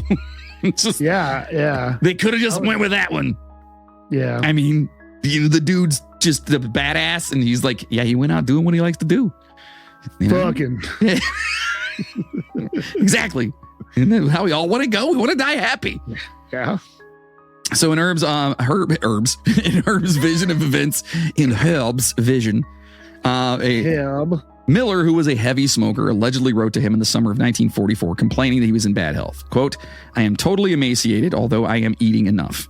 He reportedly said, quote, I have trouble breathing. I think I am very ill. There is, end quote, there is circumstantial evidence that Miller was indeed unwell during this period. Don Haynes, and this is his brother saying this too, which kind of, I don't know, gives a little more credence to me. Don Haynes later admitted that Miller had lost a great deal of weight, and his British radio director recalls him saying, quote, you know, George, I have an awful feeling you guys are going to go home without me. Oh, shit. End quote. Herb died in 1987 before he could clear up some of the holes in the story. So he actually died before they found out anything happened, because we still don't fucking know what happened. The decades have given rise to numerous other theories that seem full of shite. Some have claimed that Miller faked his death and fled to South America, while others believe that he was found guilty of espionage and was assassinated by the Germans. Oh, the Germans. Yes. Or even by gangsters.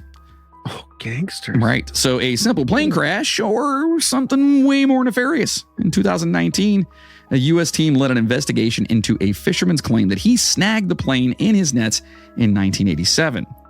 Rick Gillespie, executive director of Philadelphia-based Tighar, Tighar, said the fisherman had caught the remains of an aircraft over 30 years ago and had let it drop back to the seabed after 30 miles, about 30 miles south of Portland Bill. According to Wikipedia, the Portland Bill is a narrow promontory, yes, or bill, at the southern end of the Isle of Portland and the southernmost point of Dorset, England. Years later, the fisherman saw pictures of Miller's plane and realized it was the same type. He contacted a museum curator who put him in touch with the American researchers in 2017.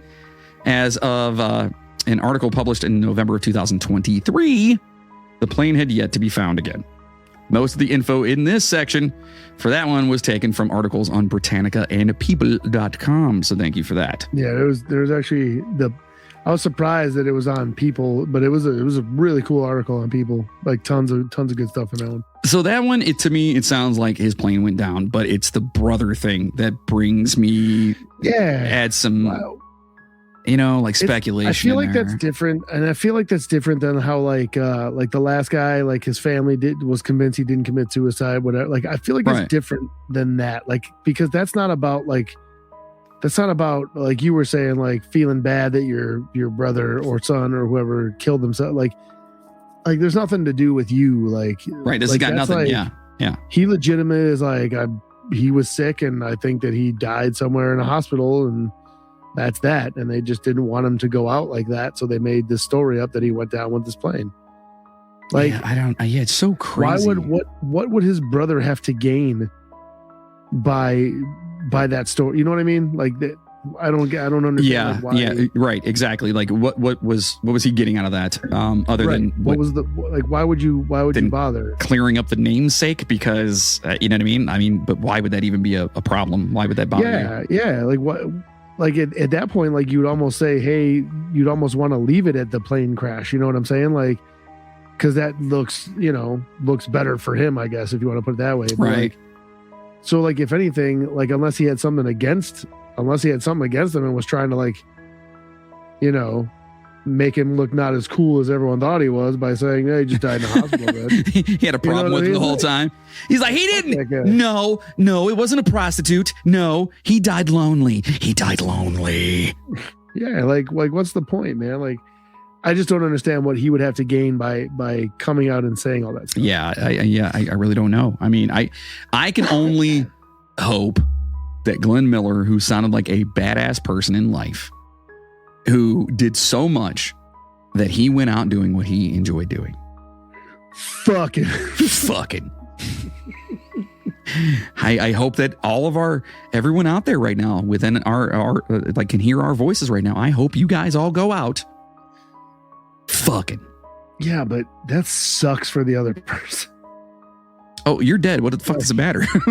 Well, I know it doesn't matter to you, but like, yeah, I mean, fuck it. Imagine being on the other end of that. Though, you know what I mean? You're hello. Oh shit! Did you finish? No. Hello. Was it good for you? I thought he just fell asleep. I don't know. That's so fucked up, and that happens. Ugh. All right, moving on.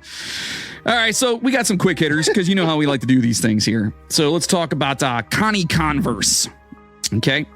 Disappeared in 1974. Connie Converse is widely regarded as the purveyor of modern singer-songwriting, paving the way for acts like Bob Dylan and Joni Mitchell. Unfortunately, she didn't get any of the recognition before her mysterious disappearance in the summer of 1974, which happens a lot. According to BBC News, Converse disappeared days after celebrating her 50th birthday.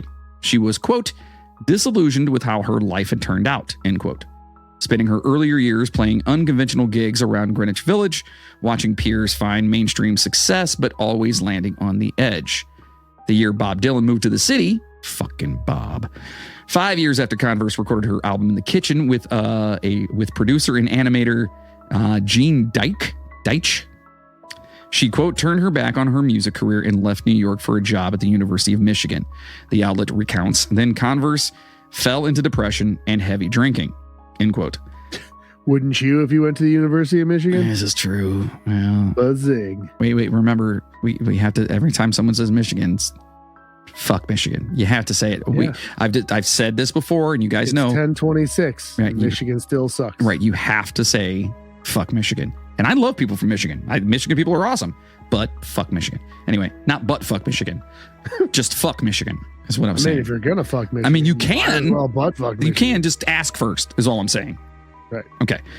So in 1974, though, she was looking for a change. Per the BBC, she sent, quote, fond letters to family and close friends, telling them she wanted to make a new start, end quote. She packed up her car, left her place in Michigan, and was never heard from again. Her family believes that she died by suicide, but there has been zero evidence to ever prove that. So that's kind of crazy. So then, it's like that other dude just got his car, said he wanted a fresh start, gone. And I'm gone. So this is Bison Dele? Bison Dele? Yeah, it's like Dele or Dele. I think it's Dele. Okay. Let's see. Before Bison, what a great name, Bison Dele, or Dele, whatever it is. But still, your first name's Bison? Fuck. That is such a great name. That's not his real name, though. It should be. I agree. Well, he quit basketball to become a world-traveling poet. Odd. The athlete was known as Brian Williams. Bison is way better, bro. I think he played for the Bulls, too. That's even funnier. Oh, yeah. He played along with Dennis Rodman and Michael Jordan, so it had been the Bulls. Yeah. Oh, he actually helped win the 1997 championship? What the fuck? What? There you go, bro. 2 years later, he retired before vanishing at sea. On July 6, 2002, Deli set a sail for Hawaii with his girlfriend, Serena Carlin, a ship captain, and his brother, Miles Dabo. I know this story, dude. Holy shit, I know this one. Okay. According to Sports Illustrated, he had reportedly been feuding with his brother, who was jealous of his basketball talent. Deli, Carlin, and the captain were never seen again. Still, about 10 days later, quote, a man who witnesses say matched the description of Dabord, his brother, was spotted in Tahiti with a boat that had been re-registered under a different name. Police, quote, found blood traces and gunpowder, end quote, on the ship, and Dabord was later arrested for forgery after stealing Deli's identity. Without evidence of the suspected murder, Dabord was never charged. Instead, he died in Mexico from an insulin overdose, which was not believed to be accidental, taking the events of Deli's disappearance with him. So yes, I know this fucking story. It's fucking crazy. So Bison Deli, and I think I just knew Brian Williams for some reason, but Bison is that's such a cool name. Anyway, yeah, he kind of gave up on the fucking, like a lot of these ultra stars do. He just kind of gave up and was like, fuck it, man. I just want to go and do something else. But his brother just wanted the money. And at some point in time, they had like a falling out or something when it came to money and whatever. And then just one day, freaking Bison, Brian, was gone. But then his brother, Miles, is buying shit, renting shit, paying for shit, signing checks with his name on it, calling people, acting like his brother who nobody has ever heard or hadn't heard from since. Like, that motherfucker killed his fucking brother, dude. He killed his brother. They just could not find enough evidence to actually hold him against it. And then he fucking died with an insulin overdose. And you know what? Fuck him and fuck you. Not you, but him. Wow. No, I'm sorry. I'm sorry. All right. Last one here, right? So, all right, buddy. Yeah, sorry. It's just one of those things. And he seemed like such a great guy, too. And he helped the Bulls get to where, I mean, dude, that's just an iconic part of my, like, me growing up in 97, like the Bulls. Yeah. I don't know. Fucking, yeah. So now there's Scott Smith, Canadian rock band Loverboy. Ho, ho, ho. Everybody's working for the weekend. Actually covered this in my old band. Yeah, it's such a good song. Piece of my heart. You better stop and start. So, of course, one of their biggest songs was from the 80s, and it was Working for the Weekend. And that song was so popular that decades later, it still haunts the corridors of shopping malls across the country and the frightening disappearance of bassist Scott Smith. And I didn't know about this one. In 2000, the rock outfit's founding member vanished at sea. According to Rolling Stone, Smith, joined by two friends and his girlfriend, was sailing a sailboat from Vancouver, British Columbia to Mexico. It seems like a long fucking... And that's a long trip, isn't it? Vancouver, British Columbia to Mexico? So Vancouver's right above like Seattle and shit, right? So you're right above... So you're going down the entire... You're going down the entire coast. Like west coast of the United States. That's crazy. I would never do that. Plus however far, into Canada and down into Mexico, however far into Mexico they were. I wouldn't want to drive that, let alone be on a boat. So he made it just off the coast of San Francisco before being, quote, swept off his 37-foot sailboat by a 25-foot wave. Fuck. That's my nightmare. His girlfriend suffered from hypothermia, but his two friends emerged unscathed. Quote, I went down below to change into my foul weather gear so I could relieve Scott, and then the wave hit and the boat went over on its side. This is from his friend Bill Ellis, and who was talking to the Ottawa Citizen via Rolling Stone. Quote, within seconds, I went back up and Scott was gone and he took the wheel with him. Jesus. We turned back around but couldn't find any of the debris or cushions or the man overboard pole. I guess that's a pole you use to kind of bring him back, whatever. End quote. Mm-hmm. After a 133 square mile Coast Guard search, which was hampered by massive waves and fog, and a private search and rescue, Smith was presumed dead and his body was never found. So to that one, it seems like it is what it is. Pretty cut and dry, yeah. Yeah, so I don't know. It's always weird when you don't find the body though, because you never fucking know. And it's very true. But again, like I said, like you never know. Like underneath the surface of the water is a crazy fucking place, man. Yeah. Shit goes down. I mean, there's aliens down there. You know what I mean? There is. And they could just. I mean, wait till next episode. You'll hear. Right, and they could just touch. Oh yeah, next week. That's gonna. I'm actually super excited about that one too. It's fucking nuts. So yeah. I don't know. As far as these are all concerned at this point in time, most of them sound like they're pretty cut and dry. But there's a couple of them where I'm like the actor kid. Why? Yeah. Why just fucking why end it? Yeah. You know, and I don't know. And that's nobody else is saying anything. And then the Rockefeller thing, yeah, he was food. He was food.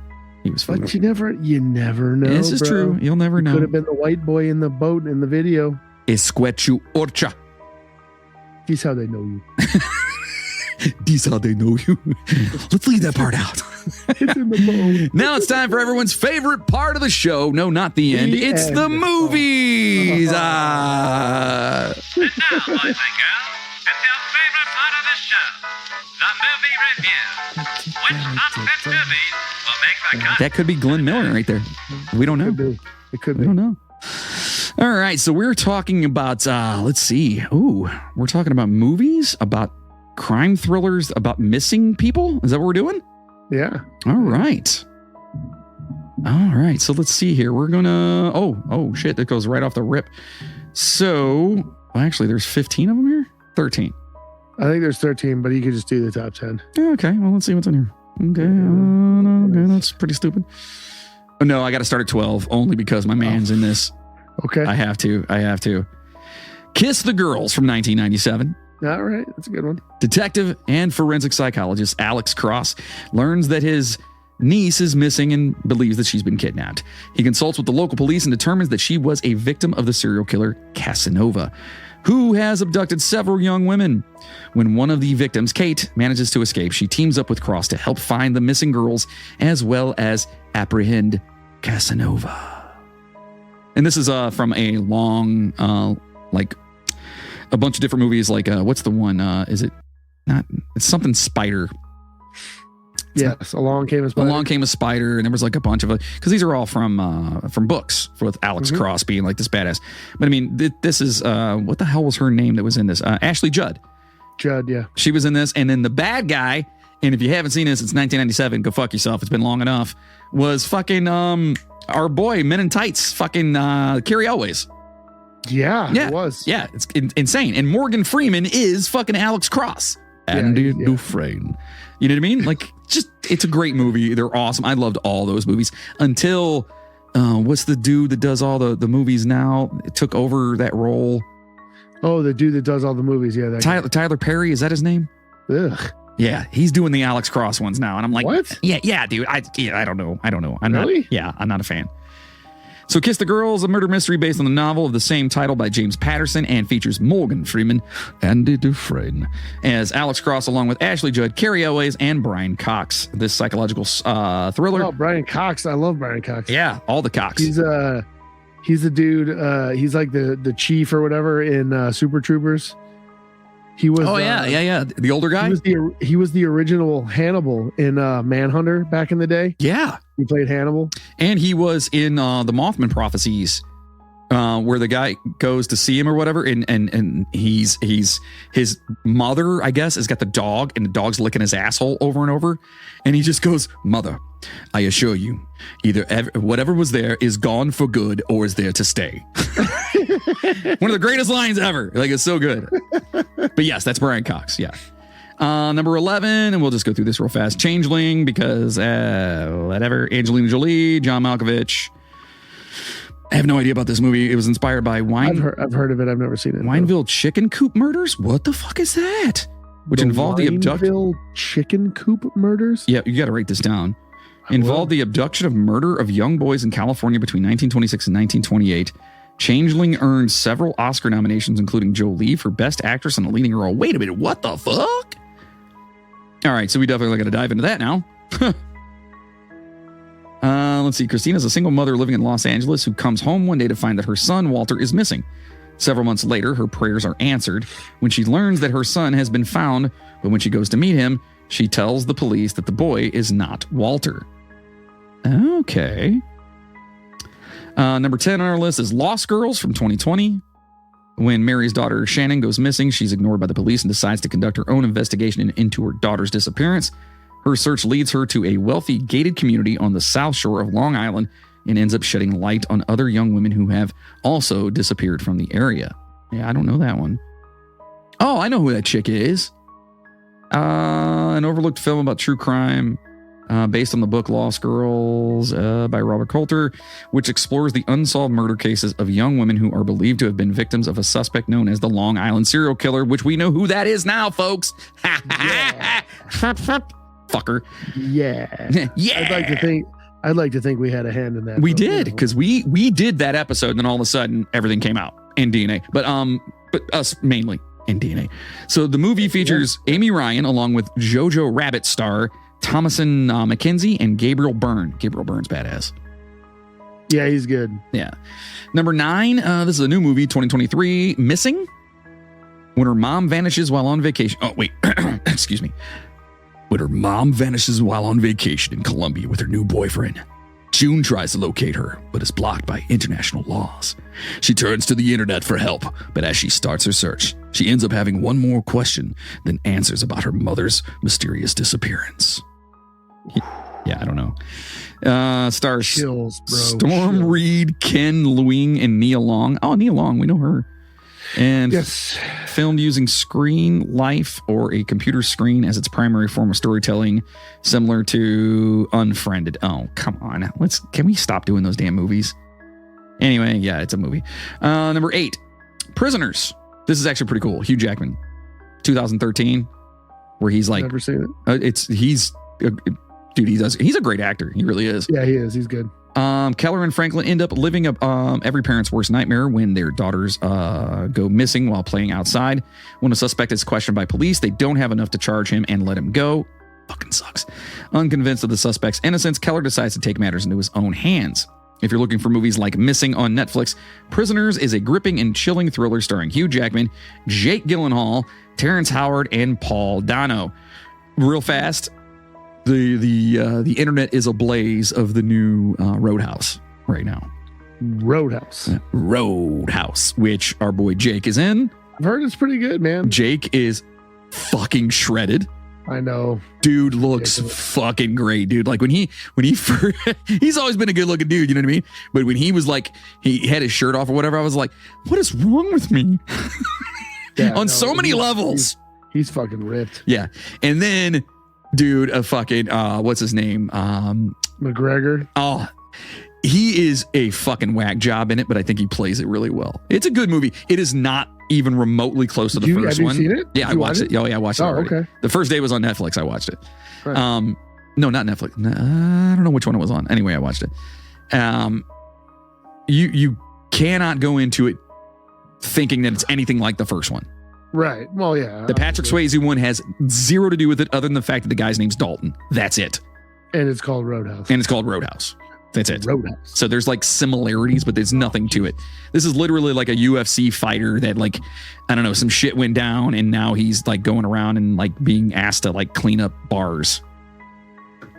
It's awesome. I mean, that was the premise of the first one. He wasn't a UFC fighter, obviously, but that was the whole thing of the first one. That's what Right. Patrick Swayze's got. Well, that was his thing though. Like he They was, brought him in as a cleaner to, Right. to get rid of all the rowdies and but shit. that was his job. Jake Gyllenhaal's, is it Gyllenhaal or Gyllenhaal? I think it's Gyllenhaal. Okay. So his character in this is like self-deprecating and like does not want to do this, but he needed the fucking money.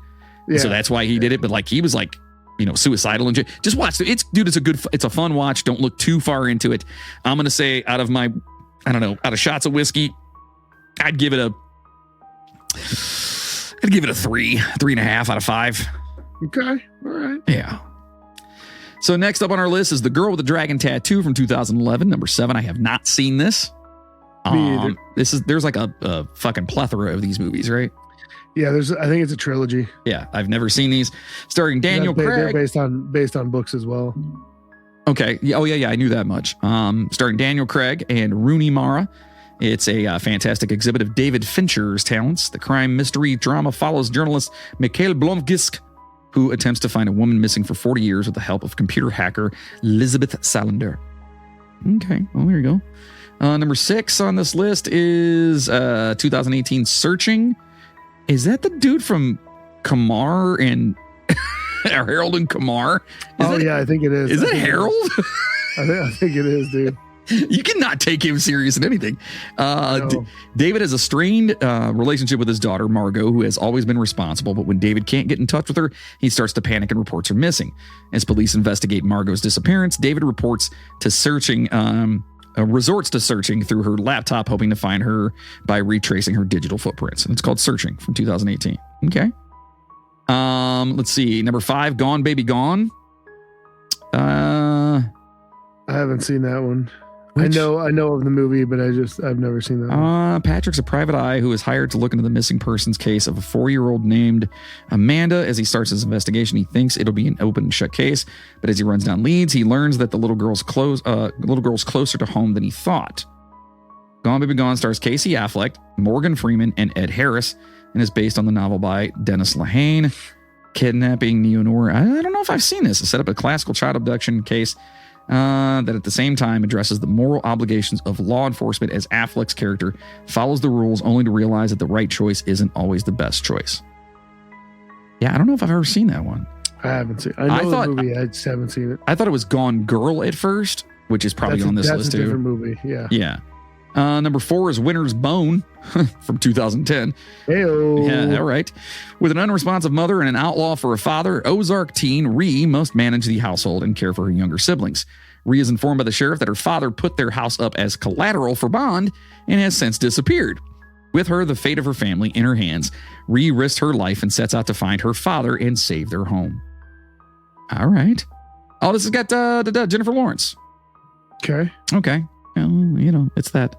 Number 3, Gone Girl. There you go. There you go. Yeah. Which is, if you guys haven't seen this yet, based on the novel. I haven't seen that one. Really? It's good. It was better when I watched it because I didn't know anything about it. If you know anything about it, it kind of ruins the entire fucking thing for you. Oh, well, that's good then. So I'm going to do that right now. So based on novel of the same name by Gillian Flynn, Gone Girl is a thoroughly entertaining psychological thriller film directed by the gifted David Fincher. It illustrates a seemingly happy marriage's wild turn of events. When the wife, Rosamund Pike, goes suddenly missing and her disappearance becomes highly mediatic, okay, involved in the media, everyone starts to suspect the husband, Mr. Ben Affleck. No doubt the atmospheric Gone Girl is one of the greatest and most memorable picks for those who enjoy the thrilling suspense of a missing person movie. I don't know about calling it the greatest. Much like many of his works, Fincher's direction is masterful, making for a fantastic adaptation of an already absorbing book. Additionally, it features Oscar-worthy, remarkable performance from those involved, particularly Pike, who earned a nod. Okay. There was a Netflix documentary recently about a girl that was abducted. And she came back and the police force was like basically saying that she made it all up and were like persecuting her and her boyfriend and shit like that. They basically said that they were trying to replicate this movie in that. Really? Yeah, which it came out, and you guys got to watch that too. I can't remember the name of the fucking the documentary. It's fucked up. It is super fucked up because they actually found the guy that did abduct her and that like raped her and all this other shit. Oh, so she really was abducted. She was like legit abducted, and then like even though they thought that she was fucking correct. lying.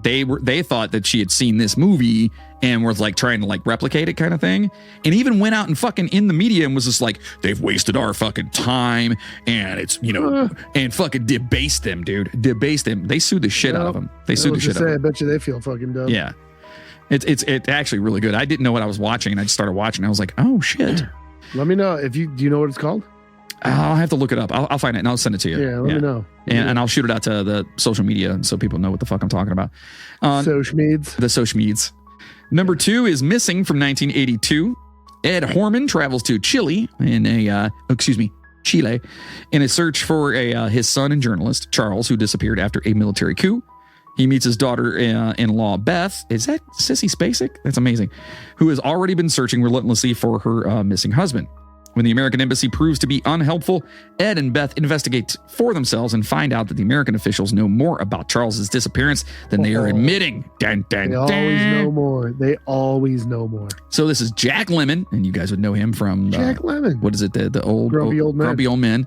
Sissy Spacek, who was coal miner's Carrie. daughter, but you guys would know her better as Carrie, and is based on the 1978 novel The Execution of Charles Horman, An American Sacrifice by Thomas Hauser.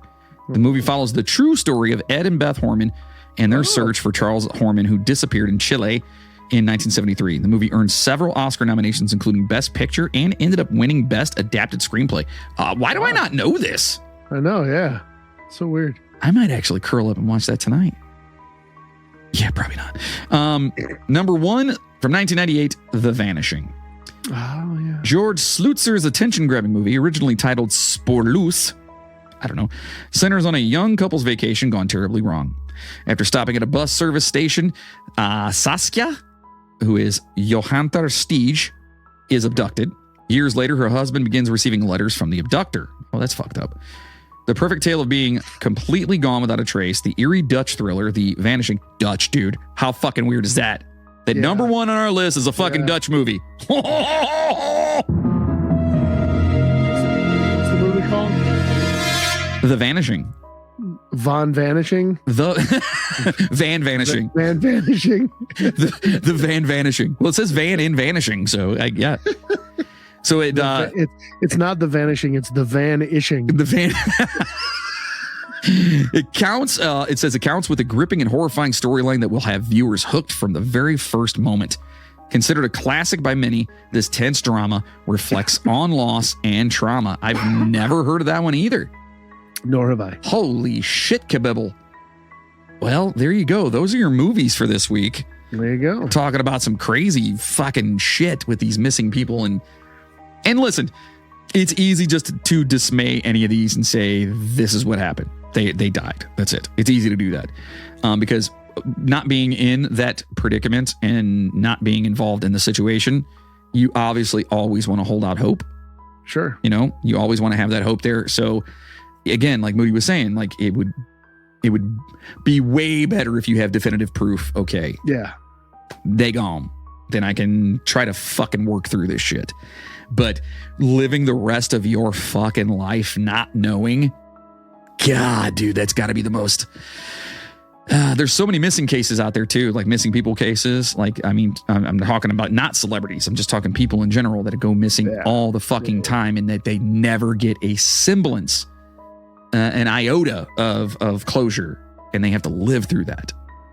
Like I couldn't even imagine, man. I couldn't imagine. So yeah, we want to know what you guys think. Do you think that all these people are just hiding out? Do you think Glenn Miller actually died with a prostitute? Do you wish or hope that he did in fact do that? That's my favorite one. I don't care. I don't care.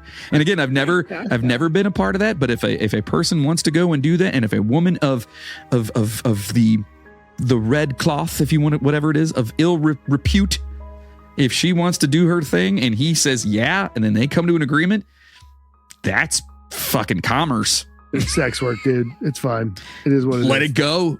And I'm just saying, you got something to sell, you should be able to sell it. That's right. Like, do you, boo? You know what I mean? So do us a favor. Tell us what you thought of this episode. Tell us what you think of every episode. Tell us what if you want to hear some future episodes. Give us some ideas. Unless you don't like it, then fuck off. Yeah, that's true. So just give us positive feedback, because negative feedback, just go fuck yourself. Yeah. If you don't have anything nice to say, don't fucking say anything, dickhead. I almost shot my wine all over the place. No, but seriously, give us feedback. Let us know. You guys can always send us emails, at the Midnight Train Podcast at gmail.com.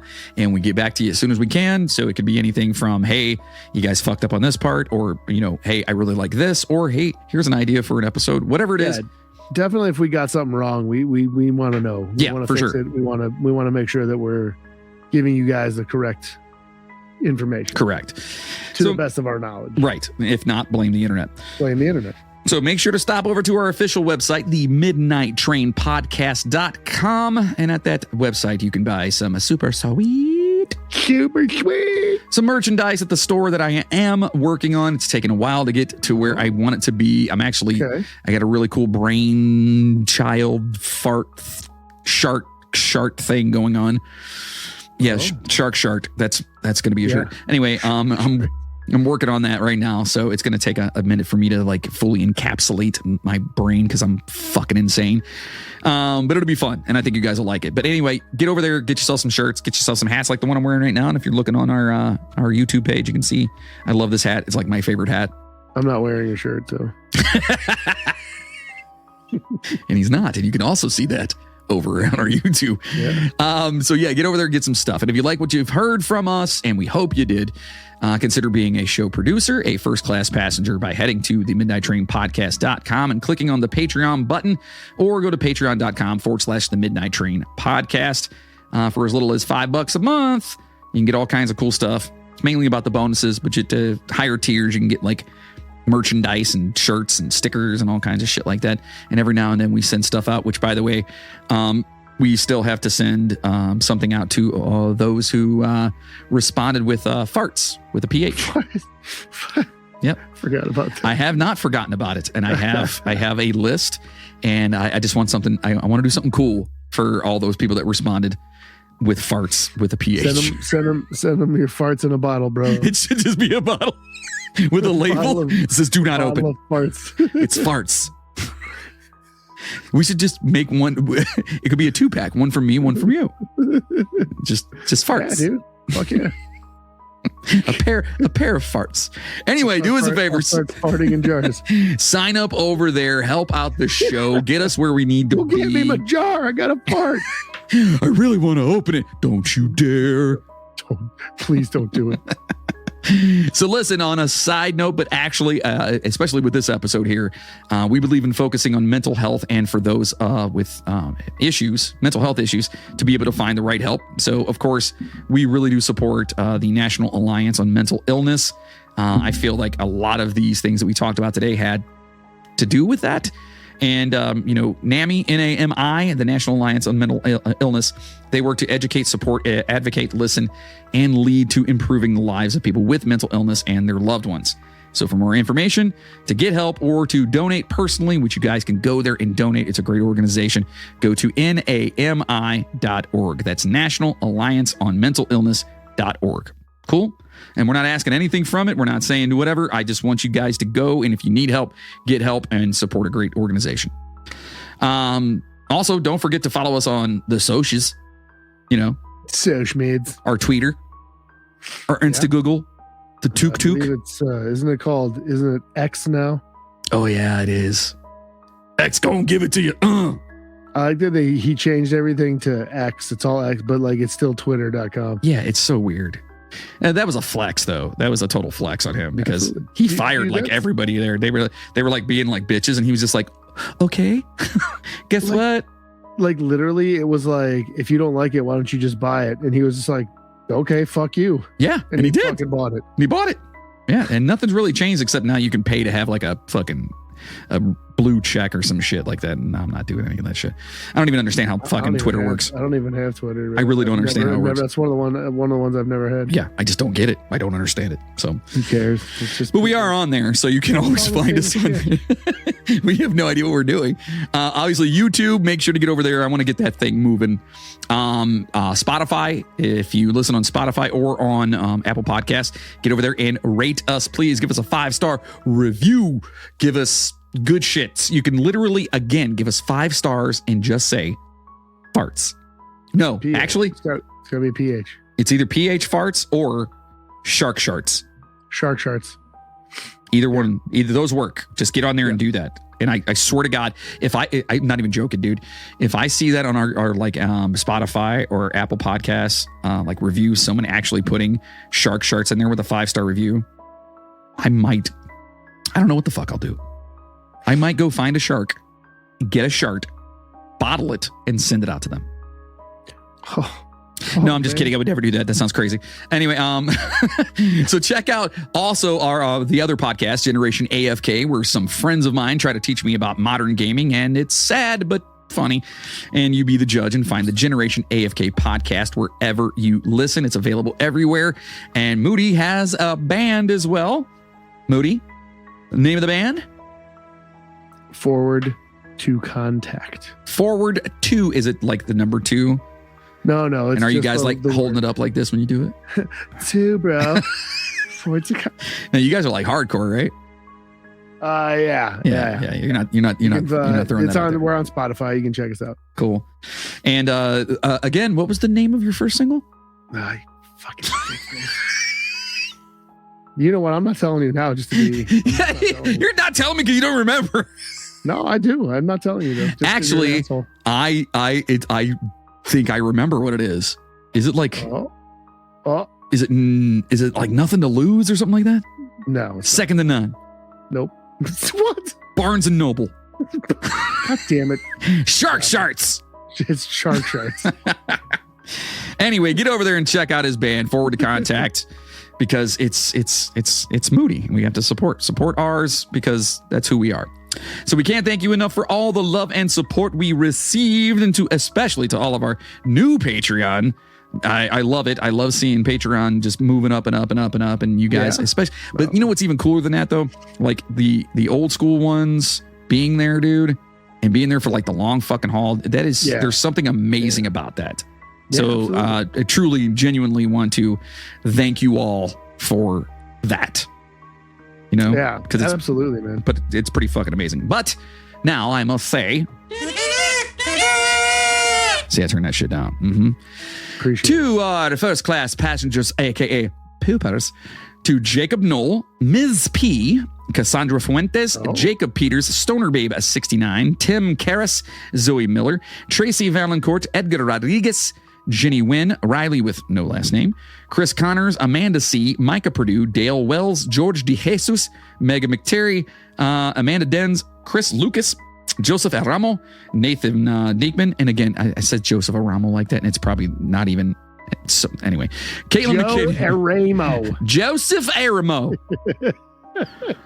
Maggie Brothers, the Aramo. Maggie Brothers, Rick Resler, Miles Campbell, Brian Gunzelman, Pumpkin Escobar, Mac Doherty, Janet I saw Sherrill. her the other day. Did you really?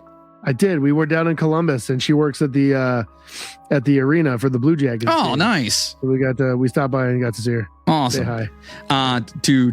Hi to her also out there. Yeah. To Chad Flint, Chris McLeod, Justin Kowalczyk, in memory of Christina Skelton from the Sister Skelton podcast. Heartbreaking news. She did pass away. So in memory of her, to Maria Gibbs, to Chainsaw, because I just saw him the other day. What the fuck? He stopped in and brought us a bottle of the voodoo vodka, but it's black for the eclipse. Oh. Yes. It looked like dishwater. I'm just kidding. Voodoo I'm kidding. No, it was super cool that he brought that. It's actually really cool. It's like dipped in black wax, and it has like a silver ring on the top of it. Okay. Very badass. If you guys can get yourself a bottle of that, because it's very select amount, and Voodoo is not sponsoring us anymore because fuck them, but still it's good stuff. Yeah, really. They're a love bunch of assholes. Yeah, fuck you. Fuck you, man. Also to Courtney Batchelor, Katie Brabenek, I miss you, and Bill Birch. Come on, Moody. Oh, good for you. There it is. I love you, brother. So do us a favor, spread the word, and if you want your name to be mentioned on the show and for us to be forever I did grateful. hear some new names in there, by the way. Oh yeah. We're building a little squad here, man. And then when we go full ape shit, they're gonna be there with the Shark Sharks. Absolutely. It'll be awesome. Yeah. So just become a Patreon producer, support the show. Like I said, we are going to do our damnedest to be here every week. By the way, we missed last week because Moody was sick as shit. I was. My whole family was sick, so fuck off. Yeah, but you guys were sick for like a fucking week and a half, right? Danny was sick for almost 2 weeks, and I was sick for about a week. I'm still like coughing and shit. Danny's finally getting over it. The kids were all stuffed up and coughing. It was just stupid. Like, he legit sent me a text. He's like, dude, I can't fucking talk right now. Like, I can't do anything. He's like, if you want to do it without me, go for it. And I'm like, all right, well, let's just wait and see what happens and see if you feel better. And he's like, all right, man, I might be able to push through, the next day or the next day after that. And then it was, Yeah, man, it's cool. I think I could push through. And then like an hour and a half later, it's like, fuck this, dude. I can barely fucking breathe. And I'm like, he's like, just do it without me. And I'm like, nah, man, I'll fucking hold off. You know, it's fine. Like people understand. You know, in the meantime, I'm trying to like put up the bonus episodes and stuff because I mean, they're paying money to listen to us. So I want to make sure they have content. Not that I'm negating those who aren't doing that, but I'm just saying, fuck those people. I'm just saying there's a precedence there. And so I want to make, so, gotta give them, so that's what took place. And that's why it hasn't happened. However, we are ahead of the curve. We're ahead of things now. Yeah. I'm going to make sure that this is happening today. So it's Tuesday, the 26th. Tuesday, 26th. And so I got to get to work and make sure this thing's done before the end of the end of the night. So it's 11:02. I've got some work to do. Come on, you lazy fuck. I know. I'm such a piece of shit. Just show up, read some shit, and then fucking call it a day. If only. God, wouldn't that be great? Someone pay us to do this. Seriously, man. Yeah, that'd be great. Anyway, thank you guys so much. You're fantastic. Great job on the research for this one, dude. It was super cool. Yeah. I still, there's some fucked up shit out there, and who knows? But I do also think that, you know, sometimes shit just fucking happens. People just fucking. I think Glenn Miller died fucking a whore. And on that one, choo choo, motherfuckers. Now go home and get your fucking shine box. God fucking die fucking.